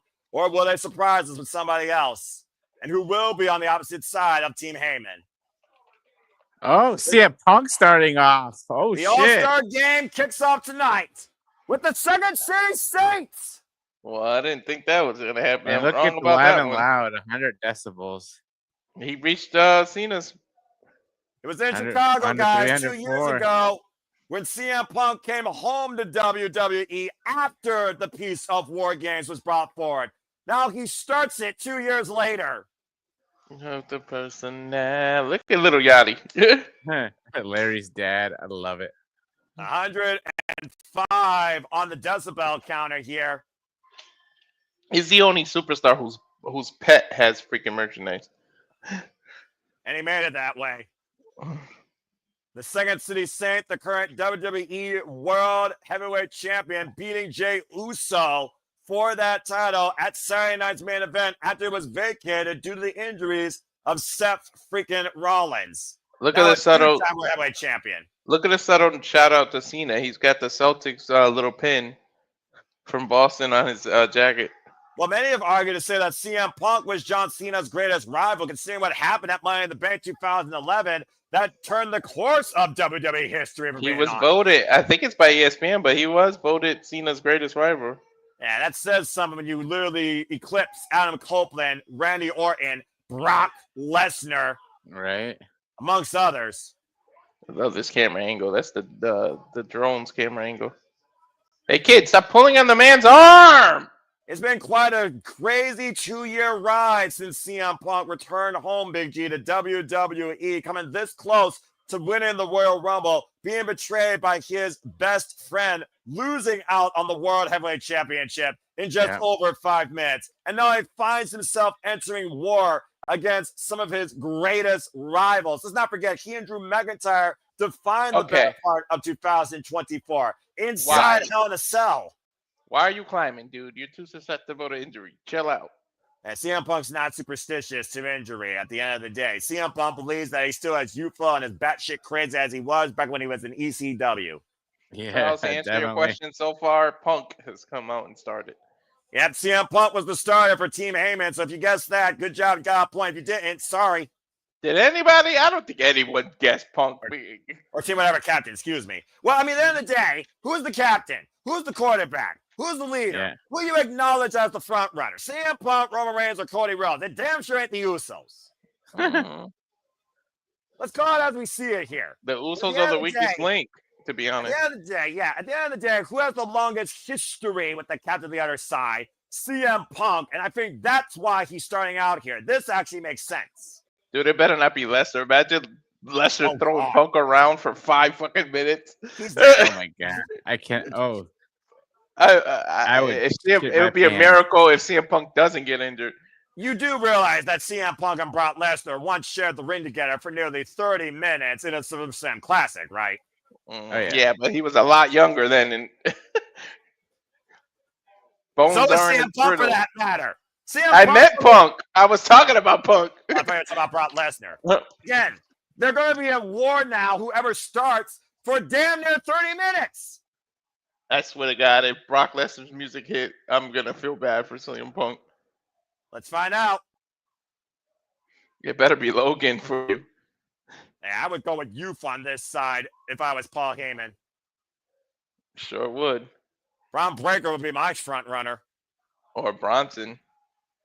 I mean, Bronson, I don't know. After what happened last year, the jury is out. Let's find out. Bron Breakker. How'd you get ahead of me? Got 2 seconds to worry about it. But yep, it's the freaking unpredictable badass that can run 23 miles per hour, eat your heart out, Usain Bolt, former NXT champion, WWE champion, and the first person that emerged in this vision, first created by freaking Seth freaking Rollins. Bron Wait, Breakker. you said it. You said it. I did go for Bron Breakker, didn't I? I think you did. And we know Bron Breakker will definitely have the endurance and cardio to go for miles inside War Games, Big G. Oh yeah, definitely. Yeah, Walter, you went with Jey Uso and Bron Breakker, so you did get 1 point just like the other match. Nice job. Mm-hmm. The man who shocked the world, by the way, in his Raw debut, officially spearing CM Punk and Roman Reigns in the same night, the Raw after WrestleMania, and first being part of this vision. Dude, youth versus experience right at the beginning. The past versus the future in the present. Bron Breakker is a front runner to be a leader of this generation of WWE. I'm telling you, I actually said by the end of next year he would have at least one of those world titles. Calling it now. We already saw him, of course, in his first WrestleMania this year when he went after the WWE Intercontinental Championship. His dad or his uncle was never able to. They were able to. His uncle was able to do it in TNA and WCW, but he never did it in WWE. So Bron would do something that nobody in his family did if he wins one of those titles. And of course, the Steiner family is no stranger to War Games, talking about history all the way back in WCW. Yeah. Mm-hmm. Again, Speaking of that, did you guys know Steiner was the first person to do a 450? That's a crazy trivia answer. I did not know that shit. Yeah, it was a interview with Chris Van Vliet, I think. I know. Yeah. It was. And by the way, there's a reason why the Steiner was called a genetic freak. I would say Bron Breakker is this generation's genetic freak. Mm-hmm. Oh, most definitely. Wait till he bounces off this cage at 23 miles an hour, Noah. The CM Punk and Bron Breakker, a picture tells 1,000 words here. You might literally be looking at a future. Pointing to the sky, or is he acknowledging Roman Reigns? 4:30. It went off at 4:30 for me. Yeah, I got 4:35. And again, to your point, I'm not sure, Big G, but let's not forget last year, CM Punk was called in by Paul Heyman as a favor to Roman Reigns' Wiseman at the time. Dude, he literally just overpowered Punk into the corner. Didn't even do anything. He just wants to show him that he can overpower him. At this point, again, you don't want to exert too much strength when you literally are going to be involved in this War Games match for the good 30 minutes before the damn match even starts, even if you got the advantage. Let's not forget, CM Punk, after these 4 minutes or whatever, he's going to have a handicap affair ahead for him. Oh, definitely. Dude, if merch was any truer than what Bron is wearing, because he truly is a badass. Been a badass since that Rainbow Bright shit NXT, former NXT champion. Held that title for damn near a year. 2-time NXT champion, excuse me, after winning it back against Dolph Ziggler. Shoulder block. Mm-hmm. Sure did. And of course, CM Punk battle tested in his illustrious career in and out of ECW, ROH, AEW, and WWE, then and now. And CM Punk charging about Breakker with a power slam.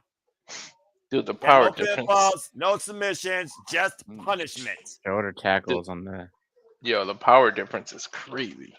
And the age difference is also going to be huge here. Here we go. Here we go. Oh.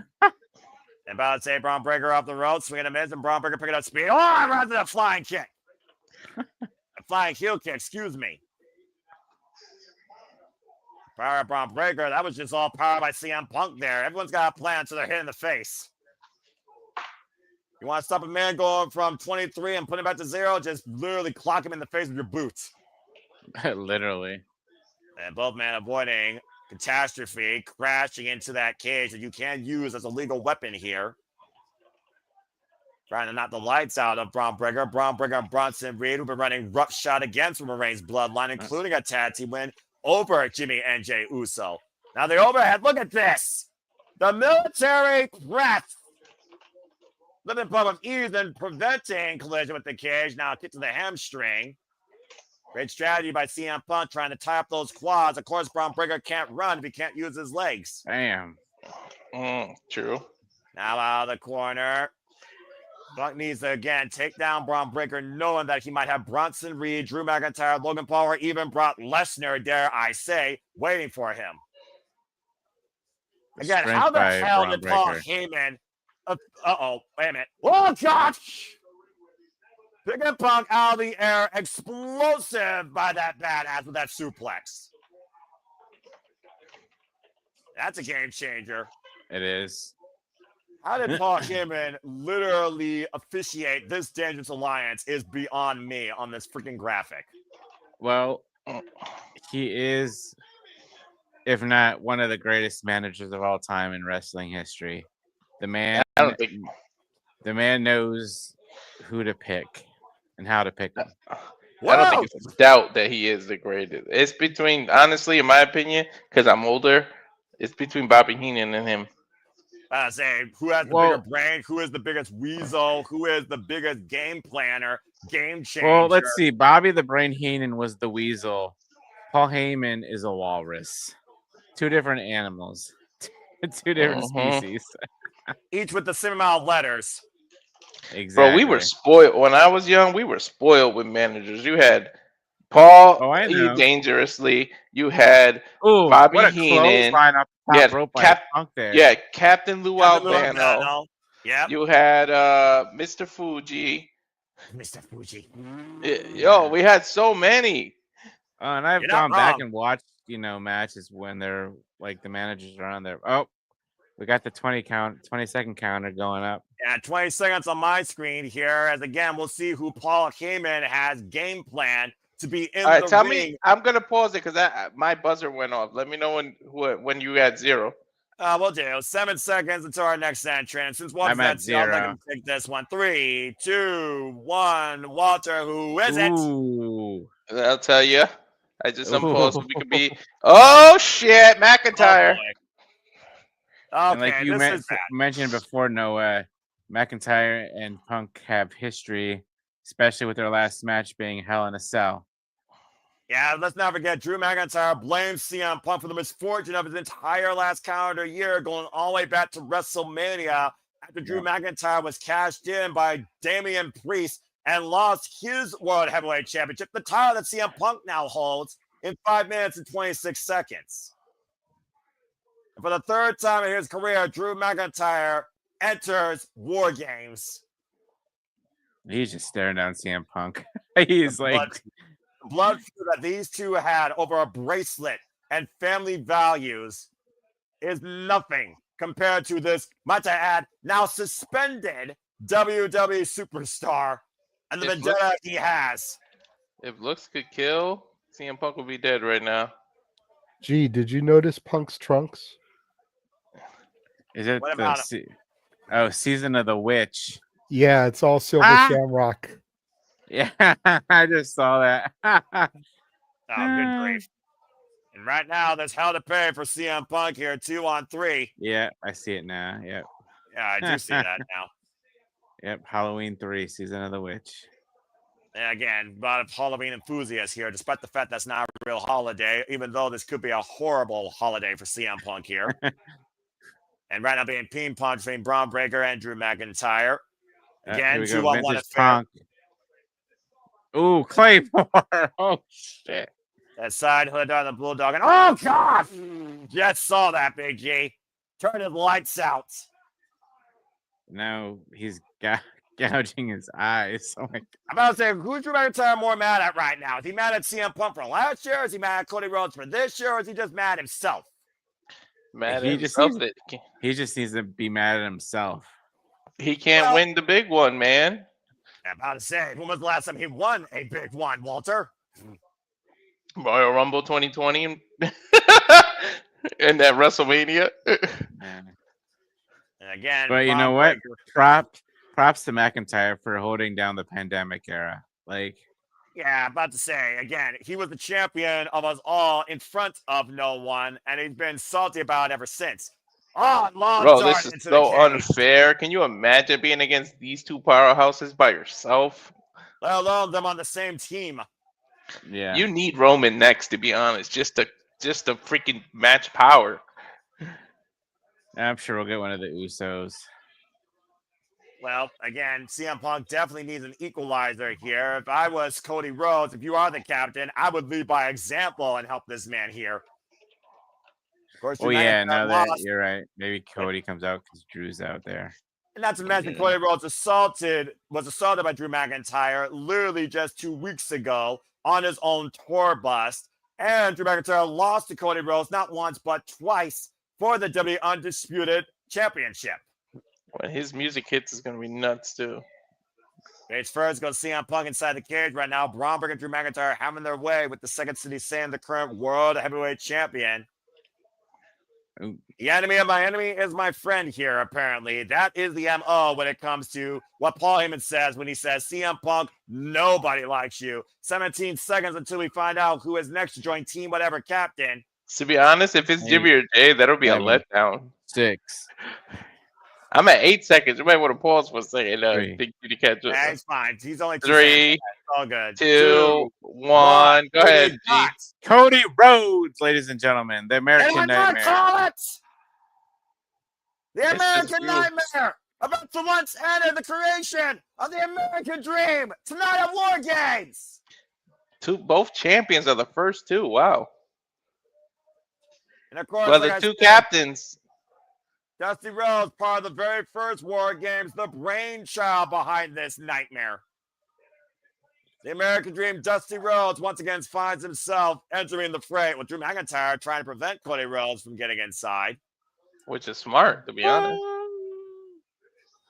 I'm about to say, if he climbs up to the top, there's no stopping him. Oh my Now God, is he we're gonna going to go? climb the cage. CM Punk is think- busted open, ladies and gentlemen.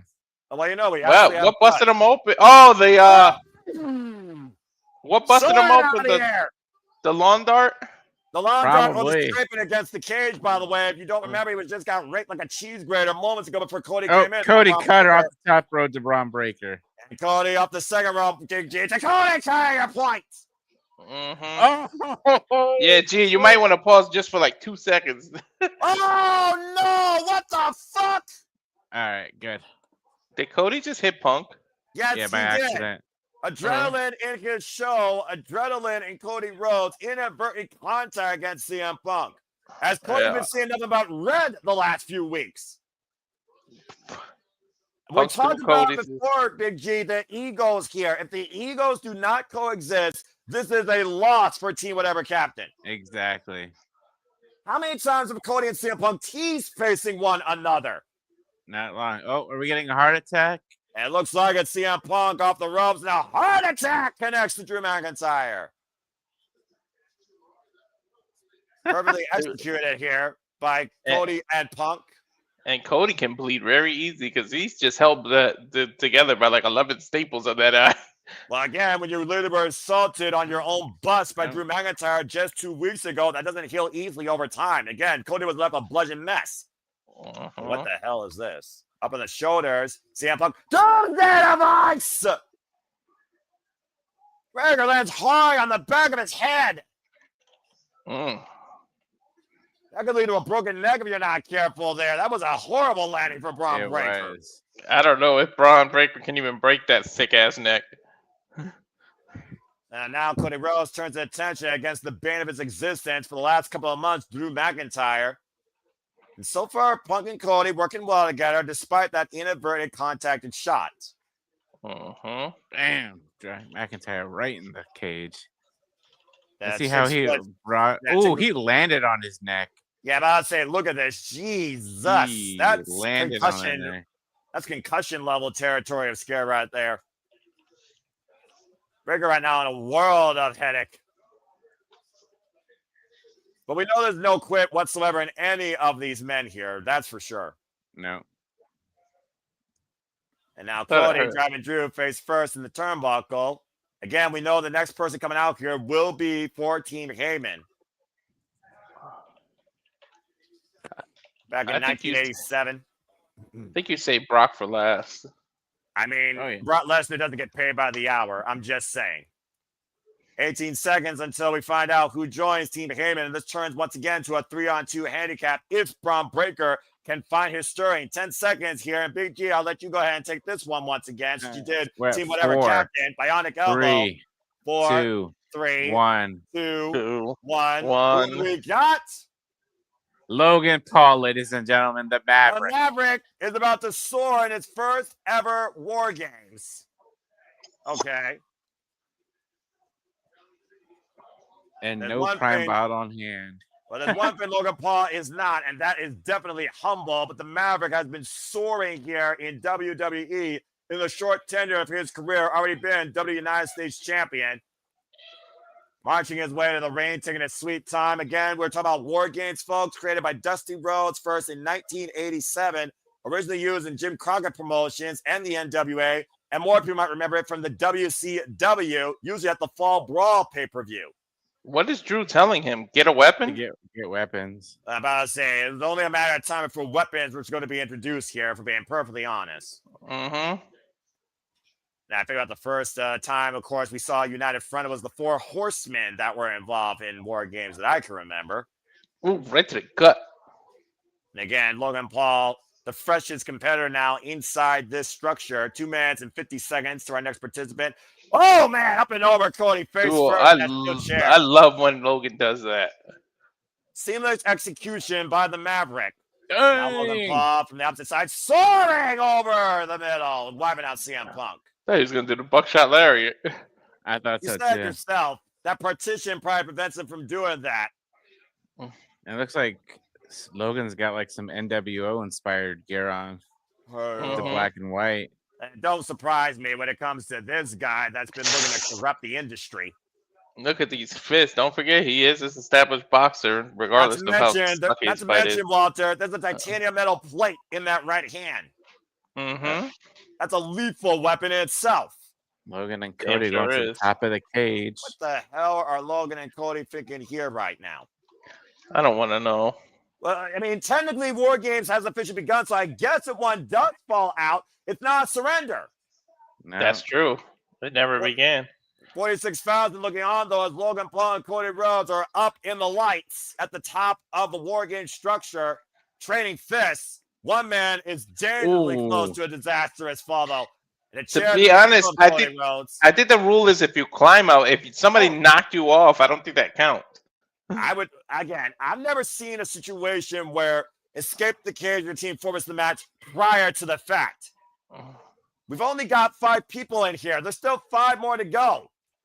I'm just saying in general, I think you have to voluntarily climb out, not somebody knock you Yeah, out. if you voluntarily leave.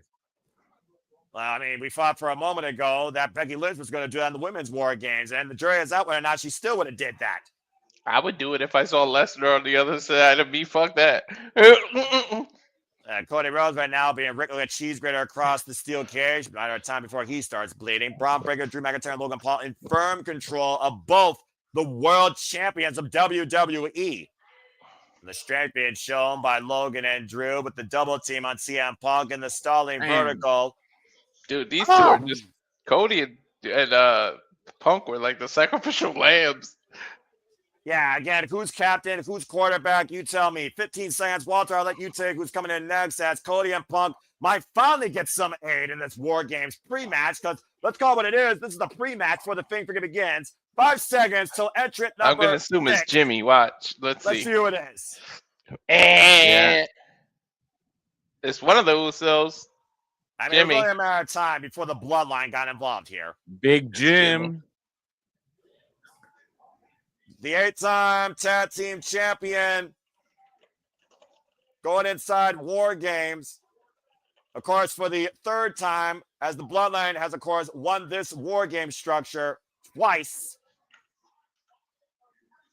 At times, I think Jimmy Uso is underappreciated as a singles competitor. Oh! Catching Bron Breaker's arm against the steel cage. Of course, Jimmy Uso and Drew McIntyre have also had their fair share of bad blood on SmackDown. And Jimmy now looking for more weapons to bring inside. Oh, heck yeah. Here we go. Of course, you got to get a table. Why the frick not, right? You got to Brought get to a you damn by table. Slim Jim. Somebody's feeling woody. WWE, the definition of over product placement. Toy Story. Bam, super kick. Oh! This is super kids. The 3-minute clock's in the way as Jimmy Uso's now ended the fray. Once again, we're back to a 3-on-3 affair. Oh, nice Samoan drop there by Jimmy Uso. Of course, Paul Heyman was alongside the Bloodline back in 2022. After, of course, they beat the Brawling Brutes and Kevin Owens when Sami Zayn, of course, proved his allegiance to the Bloodline. Now switch with Rhea out of the corner, wiping out Logan Paul and Bron Breaker. Go ahead, Jimmy. Whispering the win. Damn. Oh, Claymore! Never mind, Jimmy. Yeah, nice job, Walter. You set him for destruction. And Cody Cody. Rhodes again into the steel cage. Bro, Drew is like the MVP right now. I have to say, who's been the best competitor so far in this match? It's been Drew without a doubt. And again, CM Punk right now driving his boot in Drew McIntyre's midsection. Logan Paul and Bron Breaker isolated with Jimmy Uso. And Bron Breaker once again running the ropes. This is going to end badly. Watch out! Bron is the only one that could probably shift a ring that's held together by a cage. When you run 23 miles per hour, not even a brick wall can stop you probably. No. And again, CM Punk squaring off against Logan Paul. Now again, CM Punk driving those knees into the Maverick. Logan Paul hooked up for a snap German. Connects now. And again, CM Punk, of course, started the match with Bron Breaker. And you can see the wear and tear already affected the second he's saying. That's it. Frankensteiner by the Steiner. How poetic. And remember, just 5 minutes ago, this man landed on his fucking neck. Let's take a look at the replay here again. Picture perfect Frankensteiner. Telling you, those God's thick Steiner, necks. proud of that.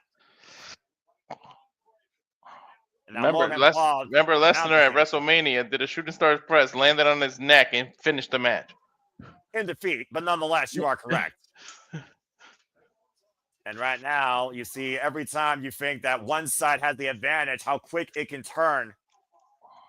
CM Punk, Cody Rhodes, and Jimmy Uso nullified right now by Logan Paul, Drew McIntyre, and Bron Breaker. As we still have up next for Team Heyman, it's got to be Bronson Reed, right? There is no way in hell. It's Bronson. Yeah. Brock is going to be last. There's no way. In 19 seconds, we'll see if Walter is correct here. Oh, keeps the midsection by Drew. I give it to you, Noah. 15, 14, 13, 12, 10 now. I got 10. Yeah, I'm about to say, Cody Rhodes showing a bit of blood over his right eye. 5 seconds until the next person for Team Heyman joins the fray. 3, 2, 1. And who is it, Noah? Called it! McIntyre and company got colossal backup in the former NXT North American champion, also part of the division, Bronson Reed. And let's just pray Bronson doesn't break his ankle this year. Don't give him ideas. I don't think he's going to go for it this time. And what would have happened if Vision attacked Roman backstage and he can't come out? They can never officially start the match. I mean, it's not the first time we've seen a team try to get a handicap advantage. And at the end of the day, if they didn't come out eventually, the match did start again. Rhea Ripley and Candice LeRae did come back from a 2-on-4 deficit. And I'm sure Paul Heyman has to have a game plan for Roman Reigns. Who's going to come in here? Meanwhile, Tsunami! That's CM Punk. Damn, weather report right off the rip. About to say they are pretty close to the coastline. And again, Bronson Reed looking to send a second win Tsunami to Jimmy Uso. Bronson Reed wreaking havoc right now, wiping out the entire opposite team. Literally rallying the cage, and Cody Rhodes Tsunami! Single-handedly, Bronson Reed has wiped out everybody. Yeah. Gosh. They better be lucky that it hasn't officially started and they can't get pinned or anything. They better be grateful he's only done one splash to each of them. Let's not forget, he once did 8 splashes in succession to Seth freaking Rollins. Correct. Oh, rushing Cody Rhodes against the cage right now. And Cody's bleeding right above his left eye or right eye. And Bronson Reed, the colossal one, the Brons working together here. Drew McIntyre, Logan Paul, Bronson Reed, and Braun Breaker having their way with Team Whatever Captain. Again, Bronson Reed squishing CM Punk this time against the cage. At this point, it's just literally pick and choose who you freaking isolate and dominate. Let's look at this. Bronson Reed looking to be acknowledged, once called the tribal thief. With a singles victory over Roman Reigns earlier this year in his home country, might I add. Back in October in Crown Jewel. Proving that he belongs in the main event here. I think last year, Braun Breaker was trying to find his spot, trying to find an opportunity. And it was at the expense of Seth freaking Rollins that he found it. Yep. Drew McIntyre and Bronson Reed right now isolated with Jimmy Uso. And you see right now, CM Punk isolated Drew McIntyre, and Drew has exposed the metal turnbuckle. And now Bronson Reed trying to send Jimmy through that table. Super kick, though. Rocks the colossal Bronson Reed. Super kick to Braun Breaker. Jimmy trying to fight back here. Super kicks for everybody. Takes Drew McIntyre down.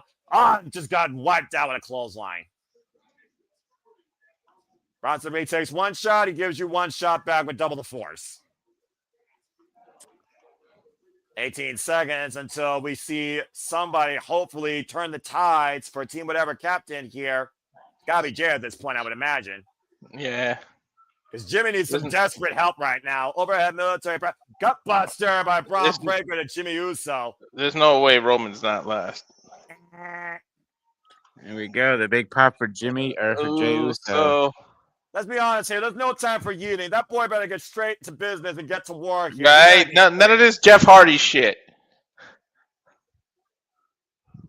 Former World Heavyweight Champion, who, of course, lost his chance to regain that title against CM Punk at Saturday night's main event. We ain't got time for that Jeff Hardy bullshit where you got to do a dance before you come help your brother. What I want to know is where Jey Uso's mind is at. We've seen Jey Uso almost show a little bit of tutelage and lessons he learned the hard way from Roman Reigns as of late. We've also seen that miscommunication, but that respect shown in mixed detail against CM Punk. And we all know how close Jey Uso is to Cody Rhodes. Yeah. And right now, we got the 3-minute clock waiting before. Oh, good God. Brock Lesnar is going to be in next. Oh, shit. Boom, boom, boom, boom. Countdown to Armageddon, literally before our eyes, gentlemen. In 2 minutes and 45 seconds, the beast will be unleashed. Hope he doesn't fall.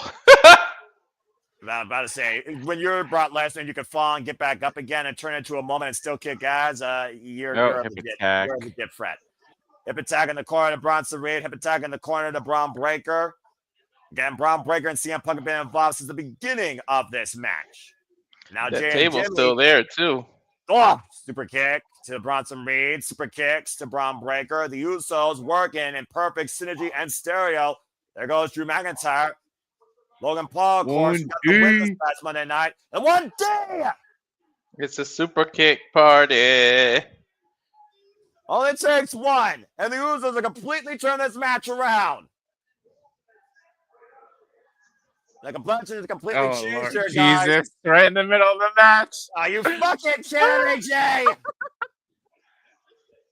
This is not the time to party. And this is why you're going to lose. Oh, my God. 46,000 yeeting in the course of war. What the fuck world am I living in? They had to get it in. It wouldn't have made sense to do it when you got to go rescue your brother. Get it fucking in to get the victory. That's what I said. Fucking idiot. Damn it, Jay, you freaking idiot. And for once, I'm not talking about J.J. Williams. That being said, to your point, they better get fucking serious real quick, knowing that clock's ticking before the beast incarnate arrives. You need every weapon you can get before that freaking beast comes in here. CM Punk right now playing the air guitar with a steel chair worse than Hiroshi Tanahashi. Jey Uso coming in like a wrecking ball. Fucking hell.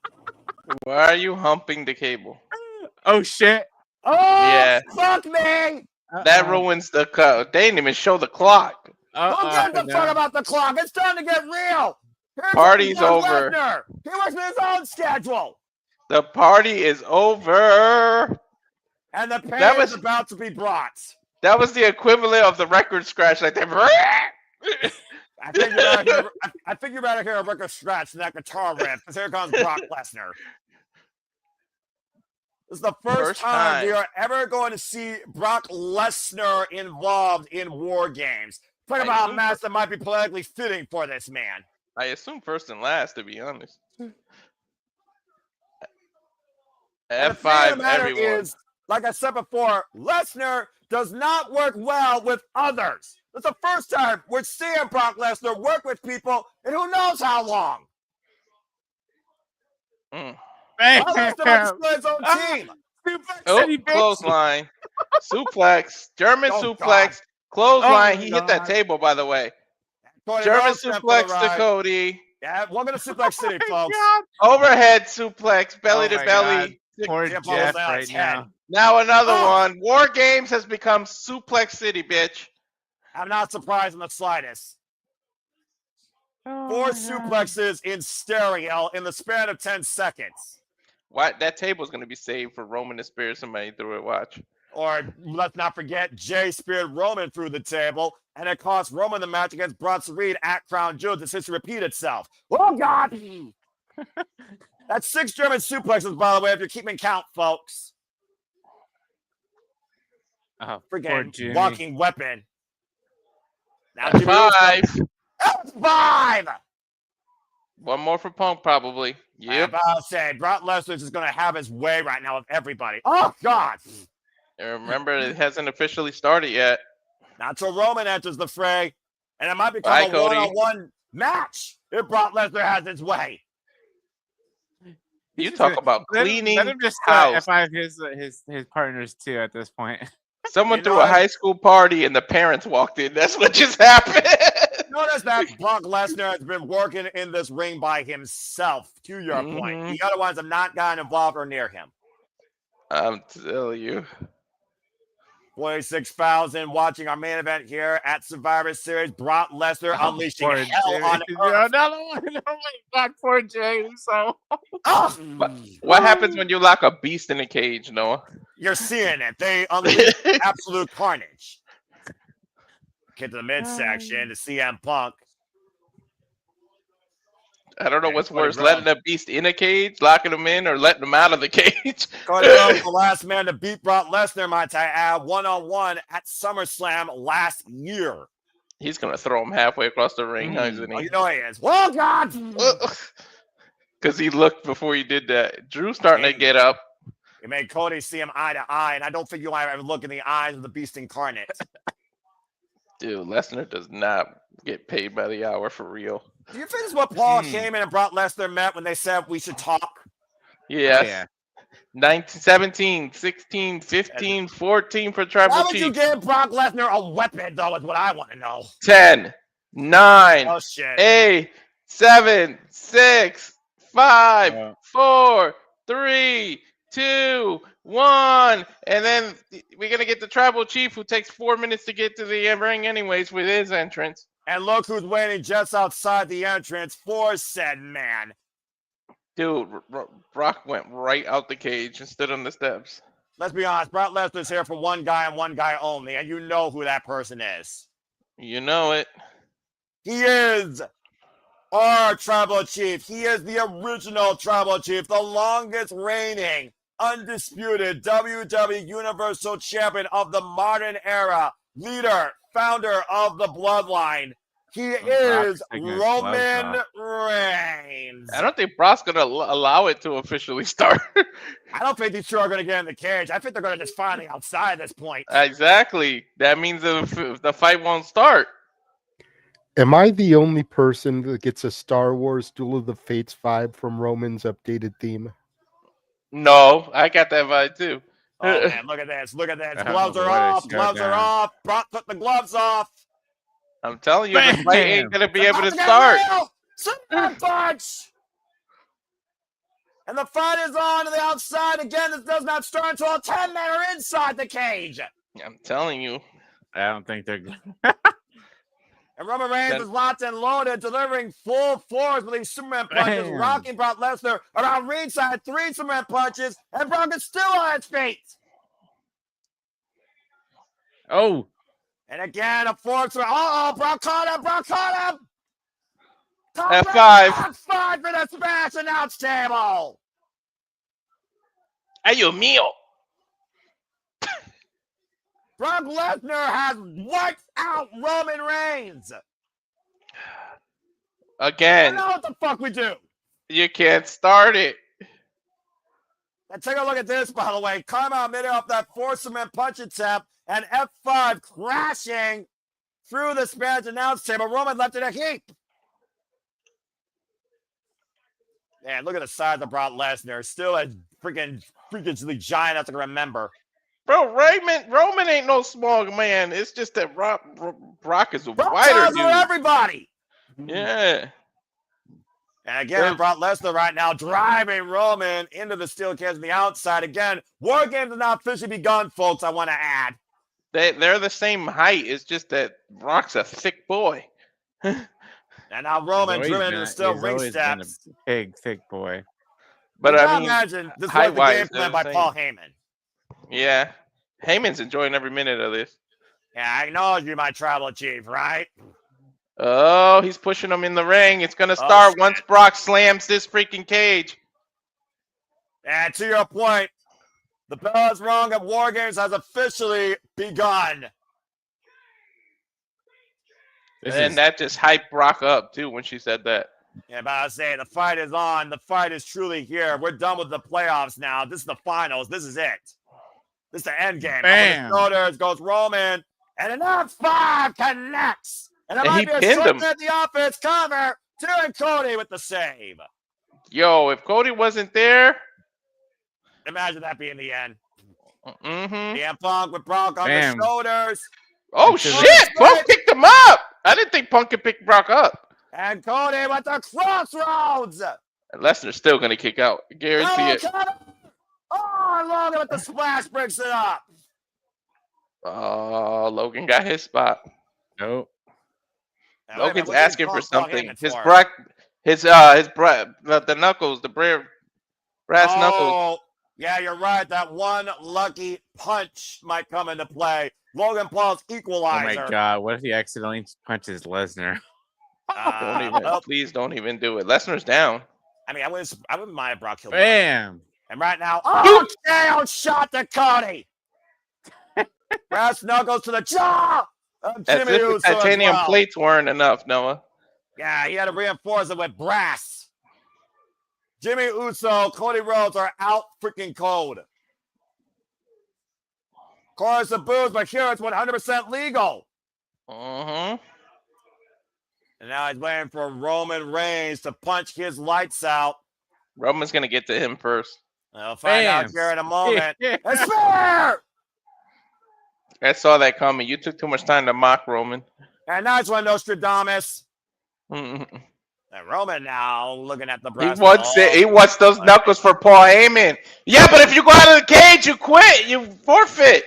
I don't think it matters who Roman Reigns punched, but he just got No, he's a gonna upgrade super. Oh my to a God! Superman punch. Oh, Nice step to Bronson Reed. Brass knuckle Superman punch to Bronson Reed. He wants it for Brock. He really wanted it for Brock, but he was staring at Paul Heyman when he first put it on. Yeah, Oh, now there we Roman Reigns go. is locked and loaded. Quite literally, uh-oh. If anyone doesn't give a shit about brass knuckles, this dude, Bron. Yeah, no kidding. The sidestep Bron Breaker. Spare my Robin, a Bron Breaker. Spare versus spare. And right now, Jey Uso and Roman Reigns trying to call a play. That table already. Hey, Jay, remember last year? Trying to hoist up Brock Lesnar. Cotton loaded Superman punch in position 3.7. Oh! It's bad for Brock Breaker. Brock Lesnar for the table. Woo! He saved his cousin. Jey Uso still kind of hit that table. Yeah. And Roman's down. Roman's down. Brock down. Jay's down. Yeah, but Bron's up. Spear! To your point, Bron just speared Jimmy off his boots. And Survival Instinct's going to have to kick in here. Roman Reigns, no stranger to surviving war. Oh, and a low blow by Drew McIntyre to Cody Rhodes. He spared him out of his Air Force One. And spear by Bron Breakker, wiping out Jey Uso again. You make one mistake, and Bron Breakker or someone else is going to capitalize on it. Spare isn't just a score in bowling. That's a spare, dude. Watch. I know. I was gonna say. Words are hard. Buy the shirt. EvanandCaitlin.com. Sidestep and Bron Breakker right now. Picking up speed. Going from 0 to 23. Cody Rhodes. Spear for the WWE champion. He like picked him up mid-air and speared him too. It looked like. Mm-hmm. The dogs are barking. The dogs have been let loose. Even despite the fact that locked inside a cage, what an oxymoron. Now CM Punk staggered to his feet. Sidestep. Oh! Ooh, yo, he could literally break the cage. That's Bron this Breakker big boy. speared himself into the cage while CM Punk's got him up on the shoulders. Logan Paul with the save. Went for one lucky shot. Missed again. CM Punk got Logan up on the shoulders. Got a slice to the Maverick. And he covered him immediately. What the half? Hook the front leg. Oh, the save. Wait, what the hell? That's Seth. Who the hell's that? I'm guessing Seth. What if it's Jericho?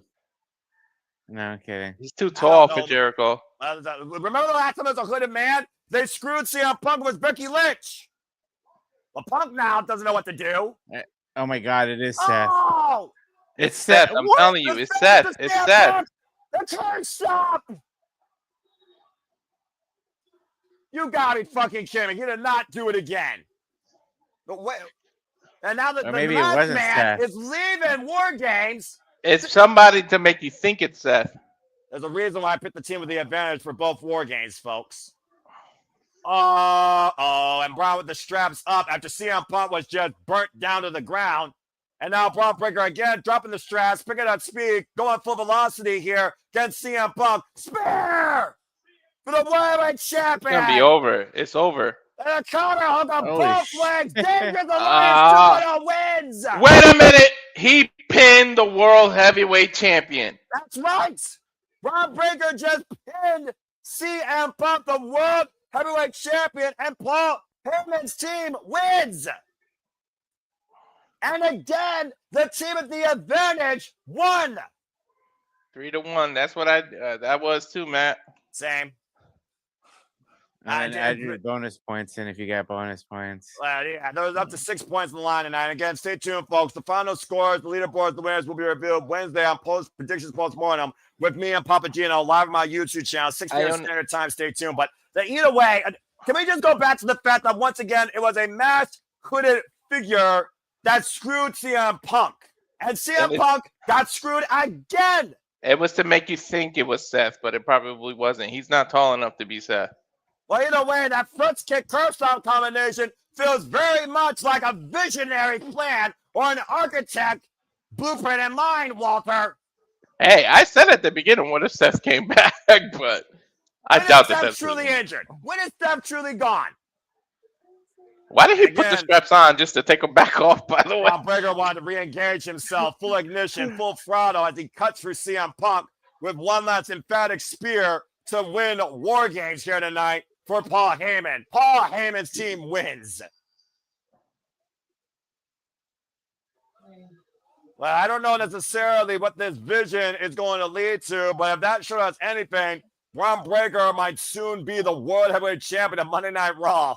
Stop showing Brock being human and shaking kids' hands. Stop it. Brock Lesnar, Bron Breakker, Bronson Reed, Logan Paul, Drew McIntyre, and Paul Heyman, your winners of the Series War Games match. That's not a bad take. Could be Austin Theory. I'm about to say, for the first time, Austin Theory actually might be over. You got to bring JJ back in, you know. I'm about to say, let's go ahead and bring JJ in here and get his thoughts and closing remarks. JJ, go ahead and talk about what just happened. Very, very interesting. I'm going to be curious to see who the hooded man was. I feel like we all got an assumption here, and Roman Reigns again left dumbfounded in the middle. He asked Cody, he asked Punk to figure it out. At one point, he says, I can't do anything on my own. I want to see my bloodline grow. And Roman Reigns just lost. At the end of the day, Roman Reigns just lost again, folks. Austin Theory is a good take because he's about 6 feet. I told you that kid, that whoever that was, looked a little too short to be Seth. Yeah, but wasn't he out also injured, I thought? Yeah, but they've been saying he's medically cleared. They was just looking for something for him to do. And both the World Heavyweight Champion and the WWE Champion on the defeated side of War Games tonight. Could we see Cody versus Roman and Punk versus Bron at WrestleMania this year? I mean, I feel like I got to tease ahead of Saudi Rumble, if nothing else here. Again, Roman Reigns told both those men, figure it out, and that title would look good on my shoulder. Roman with the hand out. Wait. Roman's helping Punk up. Is he going to spare him? I don't know the point here. Bloodline, blood thicker than water. Is he going to pick up Cody? Show respect there so far between CM Punk and Roman Reigns, but what about Cody Rhodes? What if it's Jay that turns heel right now? Again, last year, CM Punk helped Roman. And Cody was Roman's undoing last year as well. Reach out. Sorry, I didn't need your help getting up. Yeah, again, no love lost with these two. That main event at WrestleMania 40 and the start of the Paul Levesque era. Emotions running high. Ingles very much. Turn around, Cody. Jay Uso's going to super kick you down. Either way, I think you're looking at your WrestleMania main event in some capacity with these three men. Damn, look at CM Punk's eye. Shit. I mean, his eye was almost closed shut. Well, there sure as hell is no peace here. Further indifferences, if nothing else, between Roman, Cody, and Punk. Why is Roman hesitating? Roman's always thinking, guys. Yo, but I don't know if he's thinking about the championship or is he thinking about his future. Something's up. It's a very tense face-off here with Cody and Roman. And that's it.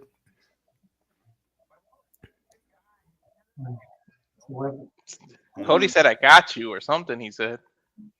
Something about a team. Well, that being said, War Games does come to an end. For Walter Cruz, for Big G, for the regular JJ Williams, I'm Noah Foster. We'll see you at the top of the hour for the Saturday Dance. Host members JJ Williams. Thank you all so much for tuning in again. Subscribe to my friends. Until next time, whether we see you tonight or later on in the week, make a positive impact in life. Have a good night. In the out of war, there is no peace. Only further confrontation to come. Walter, cut the fucking feed.